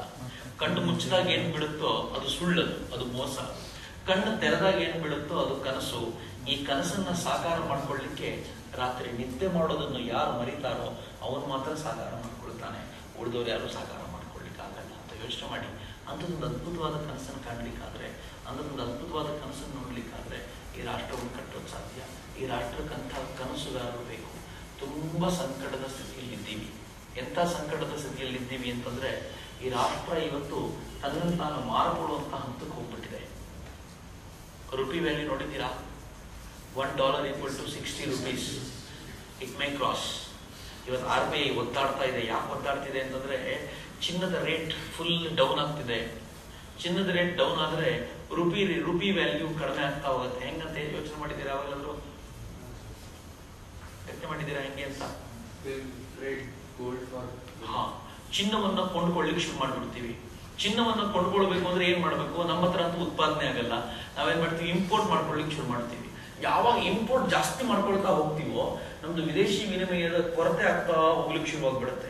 ವಿದೇಶಿ ವಿನಿಮಯ ಕೊರತೆ ಆಗಿ ಡಾಲರ್ನ ಸಂಗ್ರಹ ಕಡಿಮೆ ಆಗ್ತಾ ಹೋಗ್ತಿದ್ದಂತೆ ನಮ್ಮ ರುಪಿ ವ್ಯಾಲ್ಯೂ ಕುಸಿತಾ ಹೋಗ್ಬಿಡುತ್ತೆ. ಇದು ಕುಸಿತ ಹೋದ್ರ ಪರಿಣಾಮ ಹೆಂಗಾಗುತ್ತೆ ಅಂತಂದ್ರೆ, ನಾವು ತಗೊಳ್ಳೋ ಪೆಟ್ರೋಲ್ ಇರುತ್ತಲ್ಲ, ಇದ್ರ ಕಾಸ್ಟ್ ಜಂಪ್ ಆಗ್ತಾ ಹೋಗುತ್ತೆ. 1 ಬ್ಯಾರಲ್ ಪೆಟ್ರೋಲ್ಗೆ $20 ಅಂತ ಇಟ್ಕೊಳ್ಳಿ. $20 ₹50 ಇದ್ದಾಗ, $1 = 50 rupees ಇದ್ದಾಗ $20 ಅಂದ್ರೆ 1000 rupees ಆಯ್ತು. ಫೈನ್. $1 60 rupees ಆದ್ರೆ ಅಷ್ಟೇ ಪ್ರಮಾಣ ಜಾಸ್ತಿ ಆಯ್ತು. ಡೀಸೆಲ್ ರೇಟು, ಪೆಟ್ರೋಲ್ ರೇಟ್ ಜಾಸ್ತಿ ಆದ್ರೆ ನಮ್ಗೆ ಎಲ್ಲ ಕಮಾಡಿಟಿ ರೇಟ್ ಜಾಸ್ತಿ ಆಗುತ್ತೆ. ಎಲ್ಲ ಕಮಾಡಿಟಿ ರೇಟ್ ಜಾಸ್ತಿ ಆಗ್ಬಿಟ್ರೆ ಇಲ್ಲಿ ಹಾಹಾಕಾರ ಉಂಟಾಗ್ಬಿಡುತ್ತೆ. ಪರ್ಚೇಸಿಂಗ್ ಪವರ್ ನಾಶ ಆಗ್ಬಿಡುತ್ತೆ. ಪರ್ಚೇಸಿಂಗ್ ಪವರ್ ನಾಶ ಆಯ್ತು ಅಂತಂದ್ರೆ ಪ್ರತಿಯೊಬ್ಬ ವ್ಯಕ್ತಿಯು ಬೀದಿಗೆ ಬರ್ತಾನೆ. ಅವ್ನು ತಾನೇನಾದ್ರೂ ಕೊಂಡ್ಕೋಬೇಕು ಅಂತಂದ್ರೆ ಏನು ಇಲ್ಲ ಅಂತ ಗೊತ್ತಾದಾಗ ಏನ್ ಮಾಡ್ತಾನೆ? ಯಾರ ಜೋಬಲ್ಲಿ ಅದಿರುತ್ತೋ ಅವ್ರ ಹತ್ರ ಕಿತ್ಕೊಳ್ಳಿಕ್ಕೆ ಶುರು ಮಾಡ್ತಾನೆ. ಗೊತ್ತೇ ಇಲ್ಲದಂತೆ ನೈತಿಕತೆಯ ನಾಶ ಶುರುವಾಗ್ಬಿಡುತ್ತೆ. ಭಯಾನಕವಾದ ಸ್ಟೇಟಸ್ ಇವು. ಎರಡನೇ ಕಡೆಯಲ್ಲಿ ಚೈನಾ ಭಾರತದೊಳಗೆ ಬಂತು, 19 ಕಿಲೋಮೀಟರ್ಸ್ ಒಳಗೆ ಬಂತು. ನೋಡಿದ್ರೆ ಓದಿದ್ರ ಪೇಪರ್ ನಲ್ಲಿ 19 ಕಿಲೋಮೀಟರ್ಸ್ ಒಳಗೆ ಬಂತು. ಹೆಂಗ್ ಬಂತು ಅಂತಂದ್ರೆ, ಮೊದಲು 12 ಕಿಲೋಮೀಟರ್ಸ್ ಒಳಗೆ ಬಂತು. ಎಲ್ರಿಗೂ ಡೌಟ್ ಬಂತು. ಕೇಳಿದಾಗ ಚೈನಾ ಮೇಲೆ ಯಾರೋ ಹೇಳಿದ್ರು, ಇನ್ನೊಂದ್ 2 ಕಿಲೋಮೀಟರ್ ಒಳಗೆ ಬಂದು ನೋಡಿ, ಆಮೇಲೆ ನೋಡ್ಕೊತೀನಿ. ಆಗಲೇ 12 ಕಿಲೋಮೀಟರ್ಸ್ ಬಂದಾಗಿತ್ತು. ಇನ್ನೊಂದು ಕಿಲೋಮೀಟರ್ ಬಂದು ನೋಡಿ, ಆಮೇಲೆ ನೋಡ್ಕೊತೀನಿ ಅಂತ ಚೈನಾ ಇನ್ನೂ 4 ಕಿಲೋಮೀಟರ್ ಬಂತು. 16 ಕಿಲೋಮೀಟರ್ ಬಂದಿದ್ದೀನಿ, ಏನ್ ಮಾಡ್ಕೊಳ್ತೀರೋ ಮಾಡ್ಕೊಳ್ಳಿ. ಇನ್ನೊಂದು ಕಿಲೋಮೀಟರ್ ಬಂದು ನೋಡಿ, ಆಮೇಲೆ ನೋಡ್ಕೊತೀವಿ ಅಂತ. ಈ ಕೆಲವ್ರದ್ದು ಇರುತ್ತಲ್ಲ ಈ ಸ್ಟೈಲು. ಹಂಗೆ ನಮ್ಮ ಪಕ್ಕ ಹೋಮ್ ಮಿನಿಸ್ಟರ್ ಹಂಗೆ ಹೇಳಿದ್ರು. ಹಂಗಂದ ತಕ್ಷಣ ಚೈನಾ 19 ಕಿಲೋಮೀಟರ್ ಬಂದು ಈಗಲಾದ್ರೂ ಏನಾದ್ರು ಮಾಡಿಲ್ಲ. ಹಂಗಂದಾಗ 19 ಕಿಲೋಮೀಟರ್ ಒಳಗೆ ಬಂದ್ಮೇಲೆ ನಾವು 300 ಮೀಟರ್ ಎದುರುಗಡೆ ನಮ್ಮ ಸೈನಿಕರು ನಿಲ್ಸಿದ್ವಿ. ನಮ್ದೇ ಭೂಮಿ ಒಳಗೆ ನಮ್ಮ ಸೈನಿಕರು ತಗೊಂಡೋಗಿ ನಿಲ್ಸಿ ಎದುರ್ಕೊಂಡು ನಿಲ್ಸಿದ್ವಿ. ಅವ್ರು ಇದ್ದಿದ್ದೊಂದು 50-60 ಜನ ಅಷ್ಟೇ. 50-60 ಜನರ ಎದುರುಗಡೆ ದೊಡ್ಡ ಪ್ಲಟೂನ್ ನಿಲ್ಸ್ಕೊಂಡು ನಿಂತ್ವಿ. ಹೆಜ್ಜೆ ಮುಂದೆ ನೋಡೋಣ ಅಂತ ಚೈನಾ ನನ್ಕೊಂಡು ನಿಂತ್ಕೊತು. ಏನಪ್ಪಾ ಇನ್ನಿಟ್ರು ಏನು ಉಪಯೋಗ, ಇನ್ನಿಟ್ರೆ ಇನ್ನೊಂದು 20 ಕಿಲೋಮೀಟರ್ ಹೋಗ್ತೀವಟ್ಟೆ ಮತ್ತೆ ಉಪಯೋಗ ಅಂತ. ಕೊನೆಗೆ ಚೈನಾ ಜೊತೆಗೆ ನಾವು 3 ಸುತ್ತಿನ ಮಾತುಕತೆ ನಡೆಸಿ ಚೈನಾ ನಾವು ಬೇಜಾರು ಮಾಡ್ಕೊಂಡು ಇಲ್ಲಿಂದ ನೀವು ಹಿಂದಕ್ಕೆ ಹೋಗಿ ನಾವು ಹಿಂದಕ್ಕೆ ಹೋಗ್ತೀವಿ ಅಂತ. ಅರ್ಥ ಆಗ್ತಿದ್ಯಾ? ನಾವು ಹಿಂದಕ್ಕೆ ಹೋಗ್ತೀವಿ ಅಂತ ಅಂದ್ರೆ ಅರ್ಥ ಏನದಕ್ಕೆ? ನಿಮ್ ಜಾಗದಲ್ಲಿ ನೀವು ಹಿಂದಕ್ಕೆ ಹೋಗಿ, ನಿಮ್ ಜಾಗದಲ್ಲಿ ನಾವು ಹಿಂದಕ್ಕೆ ಹೋಗ್ತೀವಿ ಅಂತ. ಕೆಡಿಸ್ಕೊಳ್ಳಿಲ್ಲ. ಚೈನಾ ಹಿಂದಕ್ಕೆ ಹೋಗಿ ಏನ್ ಮಾಡಿತ್ತು ಗೊತ್ತಾ? ಅಷ್ಟೊತ್ತಿಗೆ ಒಳಗೆ ಬಂದ 15-20 ದಿನಗಳಲ್ಲಿ 5 ಕಿಲೋಮೀಟರ್ ಒಳಗೆ ಕಾರಾಕೋರಂ ಶ್ರೇಣಿಯ ಉದ್ದಕ್ಕೂ ಹೋಗಬಲ್ಲಂತ ಹೈವೇಯನ್ನ ನಮ್ಮ ದೇಶದೊಳಗೆ ಹಾಕೊಂಡಿತ್ತು. ಆ 5 ಕಿಲೋಮೀಟರ್ ನಂದು, ನೀವು ಯಾವ ಕಾರಣ ಗಲಾಟೆ ಮಾಡಿದ್ರೆ ಬಿಟ್ಕೊಡಲ್ಲ ಅಂತ ಹೇಳಿ 5 ಕಿಲೋಮೀಟರ್ ಕ್ಯಾಪ್ಚರ್ ಮಾಡ್ಬಿಟ್ಟು ನರಸತ್ತ ನಾಯಕರೆಲ್ಲ ಬಾಯಿ ಮುಚ್ಕೊಂಡಿದ್ರು. ಹೋಗಪ್ಪ ಏನ್ ಮಾಡಕ್ಕಾಗುತ್ತೆ, 5 ಕಿಲೋಮೀಟರ್ ತಾನೆ. ಪಕ್ಕದಿಂದ ಪಾಕಿಸ್ತಾನ ಬಂತು. ಹೇಮಚಂದ್ರ ಅನ್ನುವಂತ ಒಬ್ಬ ಸೈನಿಕನ ತಲೆ ಕಡ್ಕೊಂಡು ಹೋಯ್ತು. ಇಸ್ರೇಲ್ ಅಂತ ಒಂದು ರಾಷ್ಟ್ರ ಇದೆ, ಹೇಳಿದ್ದೀರಾ? ಈ ರಾಷ್ಟ್ರದ ಸುತ್ತಲೂ ಮುಸ್ಲಿಂ ರಾಷ್ಟ್ರಗಳಿವೆ.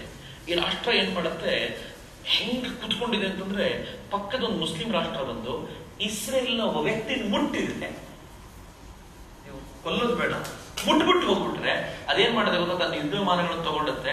ಯಾವ ರಾಷ್ಟ್ರದವ್ರು ಮುಟ್ಟಿದ್ರು ಆ ರಾಷ್ಟ್ರದ ರಾಷ್ಟ್ರಪತಿಯ ಪಕ್ಕದ ಮನೆ ಧ್ವಂಸ ಮಾಡಿ ಬರುತ್ತೆ. ಒಂದು ವಾರ್ನಿಂಗು, ನೋಡೋ ನಿಮ್ ಪಕ್ಕದ ಮನೆ ಉಡಾಯಿಸಿದೀವಿ, ನಿಮ್ದು ಉಡಾಯಿಸಿದ್ರೆ ದೊಡ್ಡ ಕಷ್ಟ ಅಲ್ಲ, ಎಚ್ಚರಿಕೆಯಿಂದ ಇರುವಂತ. ಇನ್ನು ಧೈರ್ಯನೇ ಮಾಡಲ್ಲ ಅವ್ರು ಇಸ್ರೇಲ್ ಕಡೆ ತಲೆ ಹಾಕಿ ಮಲಗಲ್ಲ. ಕಳೆದ ಅನೇಕ ವರ್ಷಗಳಿಂದ ಇಸ್ರೇಲ್ ಹಂಗೆ ಮೈಂಟೈನ್ ಮಾಡ್ಕೊಂಡು ಬಂದಿದೆ. ಅಮೆರಿಕ ಅಂತ ಒಂದು ರಾಷ್ಟ್ರ ಇದೆ, ಮನುಷ್ಯರನ್ನು ಮುಟ್ಟೋದಿರ್ಲಿ. ಒಸಾಮಾ ಬಿನ್ ಲಾಡೆನ್ ಬಂದ, ಅಮೆರಿಕದ 2 ಕಟ್ಟಡ ಉರುಳಿಸ್ದ, ನಿರ್ಜೀವ ಕಟ್ಟಡಗಳನ್ನು ಉರುಳಿಸುವುದ. ಅಮೆರಿಕ ಏನ್ ಮಾಡ್ತು ಗೊತ್ತಾ? ಪಾಕಿಸ್ತಾನದ ಅಬೋಟಾಬಾದಿಗೆ ಹೋಯ್ತು. ಮೊದಲಂತೂ ಅಫ್ಘಾನಿಸ್ತಾನ ಪೂರ್ತಿ ನಾಶ ಮಾಡ್ತು. ಆಮೇಲೂ ಅಲ್ಲಿ ಬಿನ್ ಲಾಡೆನ್ ಸಿಗ್ಲಿಲ್ಲ ಅಂತ ಗೊತ್ತಾದಾಗ ಪಾಕಿಸ್ತಾನದ ಅಬೋಟಾಬಾದಿಗೆ ಹೋಯ್ತು.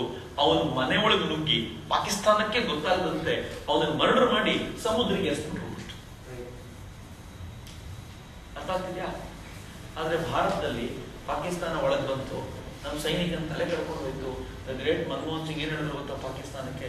ನೀವು ಹಿಂಗೆ ಮಾಡ್ತಾ ಇದ್ರೆ ನಿಮ್ ಜೊತೆ ಕ್ರಿಕೆಟ್ ಮ್ಯಾಚ್ ಆಡಲ್ಲ.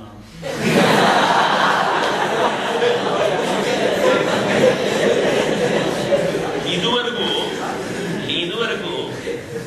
ಸತ್ಯ ಹೇಳ್ತೀನಿ, ಹೇಮಚಂದ್ರನ ತಲೆ ತಂದ್ಕೊಡಿ ಅಂತ ಹೇಳಿಲ್ಲ. ತುಂಬಾ ನೋವಿನ ಸಂಗತಿ ಏನ್ ಗೊತ್ತೇನು?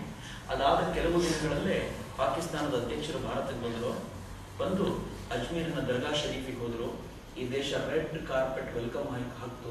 But I am grateful. ಒಬ್ಬ ವ್ಯಕ್ತಿ, ಹೆಸರು ಮಾಡ್ತಿದ್ದೀನಿ, ಅವರು ಅಜ್ಮೀರ್ ದರ್ಗಾ ಶರೀಫ್ ನಲ್ಲಿ ಯಾರ್ಯಾರು ಬರ್ತಾರೋ ಅವ್ರಿಗೆ ಶಾಲ್ ಓದಿಸ್ಲಿಕ್ಕೆ ಅನುಕೂಲ ಮಾಡ್ಕೊಡುವಂತ ವ್ಯಕ್ತಿ. ಅವರು ತುಂಬಾ ಪ್ರಾಮಿನೆಂಟ್ ವ್ಯಕ್ತಿ. ಅವ್ರು ಹೇಳಿದ್ರು, ಅಯೋಗ್ಯ ನೀನು, ನಿನ್ನ ದೇಶದ ಸೈನಿಕರು ಬಂದು ನನ್ನ ದೇಶದ ಸೈನಿಕನ ತಲೆ ಕಡ್ಕೊಂಡು ಹೋಗಿದ್ದಾರೆ, ನಿನ್ನಂತವನಿಗೆ ಶಾಲ್ ಹಾಕ್ಲಿಕ್ಕೆ ನಾನಂತೂ ಅವಕಾಶ ಮಾಡ್ಕೊಳಕ್ಕೆ ಅವನಿಗೆ ಏನು ಅಗೌರವ ತೋರಿಸ್ಬೇಕಿತ್ತು ಅದನ್ನ ದರ್ಗಾ ಶರೀಫ್ನ ಒಬ್ಬ ವ್ಯಕ್ತಿ ತೋರಿಸ್ಬೇಕಾಗಿ ಬಂತು. ದೇಶದ ಪ್ರಧಾನಿ ರೆಡ್ ಕಾರ್ಪೆಟ್ ವೆಲ್ಕಮ್ ತೋರಿಸಿದ್ರು. ನಾವು 1200 ಮೆಗಾವ್ಯಾಟ್ ಎಲೆಕ್ಟ್ರಿಕಲ್ಸ್ ನ ಅಷ್ಟು ಪವರ್ನ ಅವರಿಗೆ ಕೊಡ್ತೀವಿ ಅಂತ ಮಾತು ಕೊಟ್ಟಿದ್ದೀವಿ. ಮುಫ್ತ್ ಫ್ರೀ ಆಗಿ ನೀವು ಕೊಡ್ತೀವಿ, ಏನು ತಲೆ ಕೆಡಿಸ್ಕೊಳ್ಬೇಡಿ, ನೀವು ಬೆಳಕಲ್ಲಿ ನಾವು ಕತ್ತಲಿದ್ರೂ ಪರವಾಗಿಲ್ಲ ಅಂತ. ಆದ್ರೆ ಅವ್ರು ಬಂದು ನಮ್ಮ ಸೈನಿಕರ ತಲೆ ಕಟ್ಕೊಂಡು ಹೋಗ್ತಾ ಇರ್ತಾರೆ. ನಾನು ಕಾಶ್ಮೀರಕ್ಕೆ ಹೋಗಿ ಬಂದಿರೋದ್ರಿಂದ ಹೇಳ್ತೀನಿ, ಪಾಕಿಸ್ತಾನದಿಂದ ಹರಿದು ಬರುವಂತ ಗನ್ನುಗಳು ಕಾಶ್ಮೀರದಲ್ಲಿ ಎಷ್ಟಿವೆ ಅಂತಂದ್ರೆ ಯಾರ ಮನೆಗೆ ಹೋದ್ರು ಕಾಶ್ಮೀರದಲ್ಲಿ ಗನ್ನಿಗೆ ಕೊರತೆ ಇಲ್ಲ. ಅಷ್ಟರ ಮಟ್ಟಿಗೆ ಗನ್ನನ್ನ ನಮ್ಮದೇ ದೇಶದ ಕಾಶ್ಮೀರದಲ್ಲಿ ತುಂಬಿಸ್ಬಿಟ್ರೆ. ಈ ದೇಶದಲ್ಲಿ ಒಂದು ಪ್ಯಾರಲಲ್ ಕರೆನ್ಸಿಯನ್ನ ಗವರ್ಮೆಂಟ್ ಥ್ರೂ ನಡೆಸುತ್ತೆ. ಅದು ಹೇಗೆ ನಡೆಸುತ್ತೆ ಅಂತಂದ್ರೆ ಕಾಶ್ಮೀರದ ಮೂಲಕ, ನೇಪಾಳದ ಮೂಲಕ ಸಾವಿರಾರು ಕೋಟಿ ರೂಪಾಯಿ ಫೇಕ್ ಕರೆನ್ಸಿ ಕೊಟ್ಟಿದೆ. ಫೇಕ್ ಕರೆನ್ಸಿ ಎಲ್ಲಿವರೆಗೂ ಬಂದಿದೆ ಪಾಕಿಸ್ತಾನದ್ದು ಅಂತಂದ್ರೆ, ನೀವು ಕೆಲವೊಂದ್ಸಲ ಓಪನ್ ಮಾಡಿ ನೋಡಿದ್ರೆ ಬೆಂಗಳೂರಿನ ಕರೆನ್ಸಿ, ಬೆಂಗಳೂರಿನ ATMಗಳು ಕೂಡ ಫೇಕ್ ನೋಟ್ ಸಿಗುತ್ತೆ. 500 1000 ಎಲ್ಲಿಂದ ಬರುತ್ತೆ ಅಂದ್ರೆ ಪಾಕಿಸ್ತಾನದಿಂದ ಬರುತ್ತೆ. ಈ ದೇಶದ ಕರೆನ್ಸಿ ಸಿಸ್ಟಮ್ ಅನ್ನೇ ಹಾಳು ಮಾಡಿರ್ತಾರೆ. ಅದು ಏನು ಮಾಡಬೇಕು?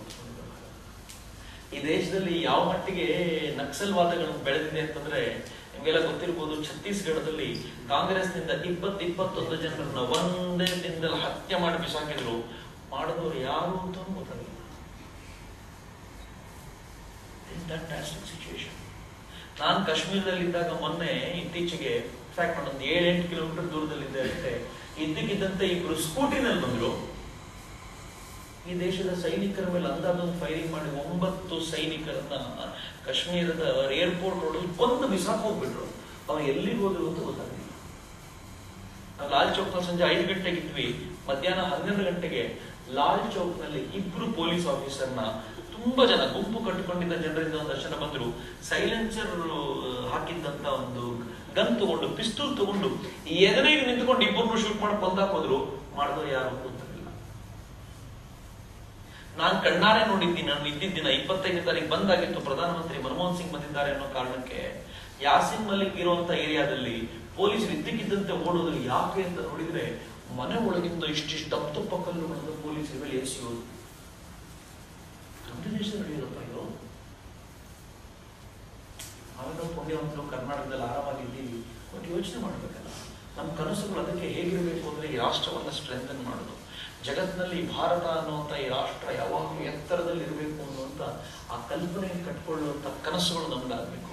ಅದಕ್ಕೆ ನನ್ನ ರಕ್ತ ಬಸಿಯುವಂಥದ್ದಾದ್ರೂ ಚಿಂತೆ ಇಲ್ಲ ಅನ್ನುವಂಥ ಒಂದು ಪರಿಕಲ್ಪನೆ ಯಾವಾಗ ಬರುತ್ತೋ, ಯಾವಾಗ ಈ ಸ್ಪಿರಿಟ್ ಒಳಗೆ ಹೋಗುತ್ತಲ್ಲ, ಆವಾಗ ಅದ್ಭುತವಾದ ಕೆಲಸ ಆಗುತ್ತೆ. ನೆನ್ಪಿಟ್ಕೊಳ್ಳಿ, ಯಾರಾದ್ರೂ ಅದ್ಭುತವಾದ ಕೆಲಸ ಮಾಡಿರೋರೆಲ್ಲ ಈ ತರದ ಸ್ಪಿರಿಟ್ ಕುಡಿದಿರೋರೆ.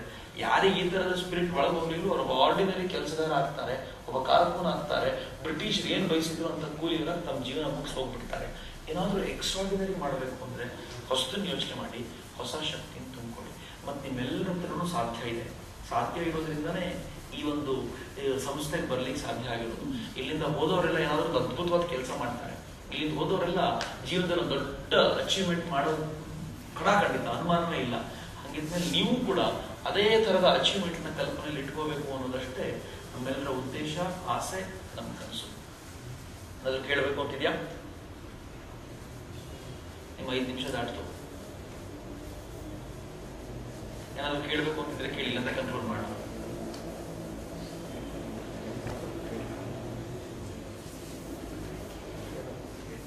ಇಲ್ವಾ?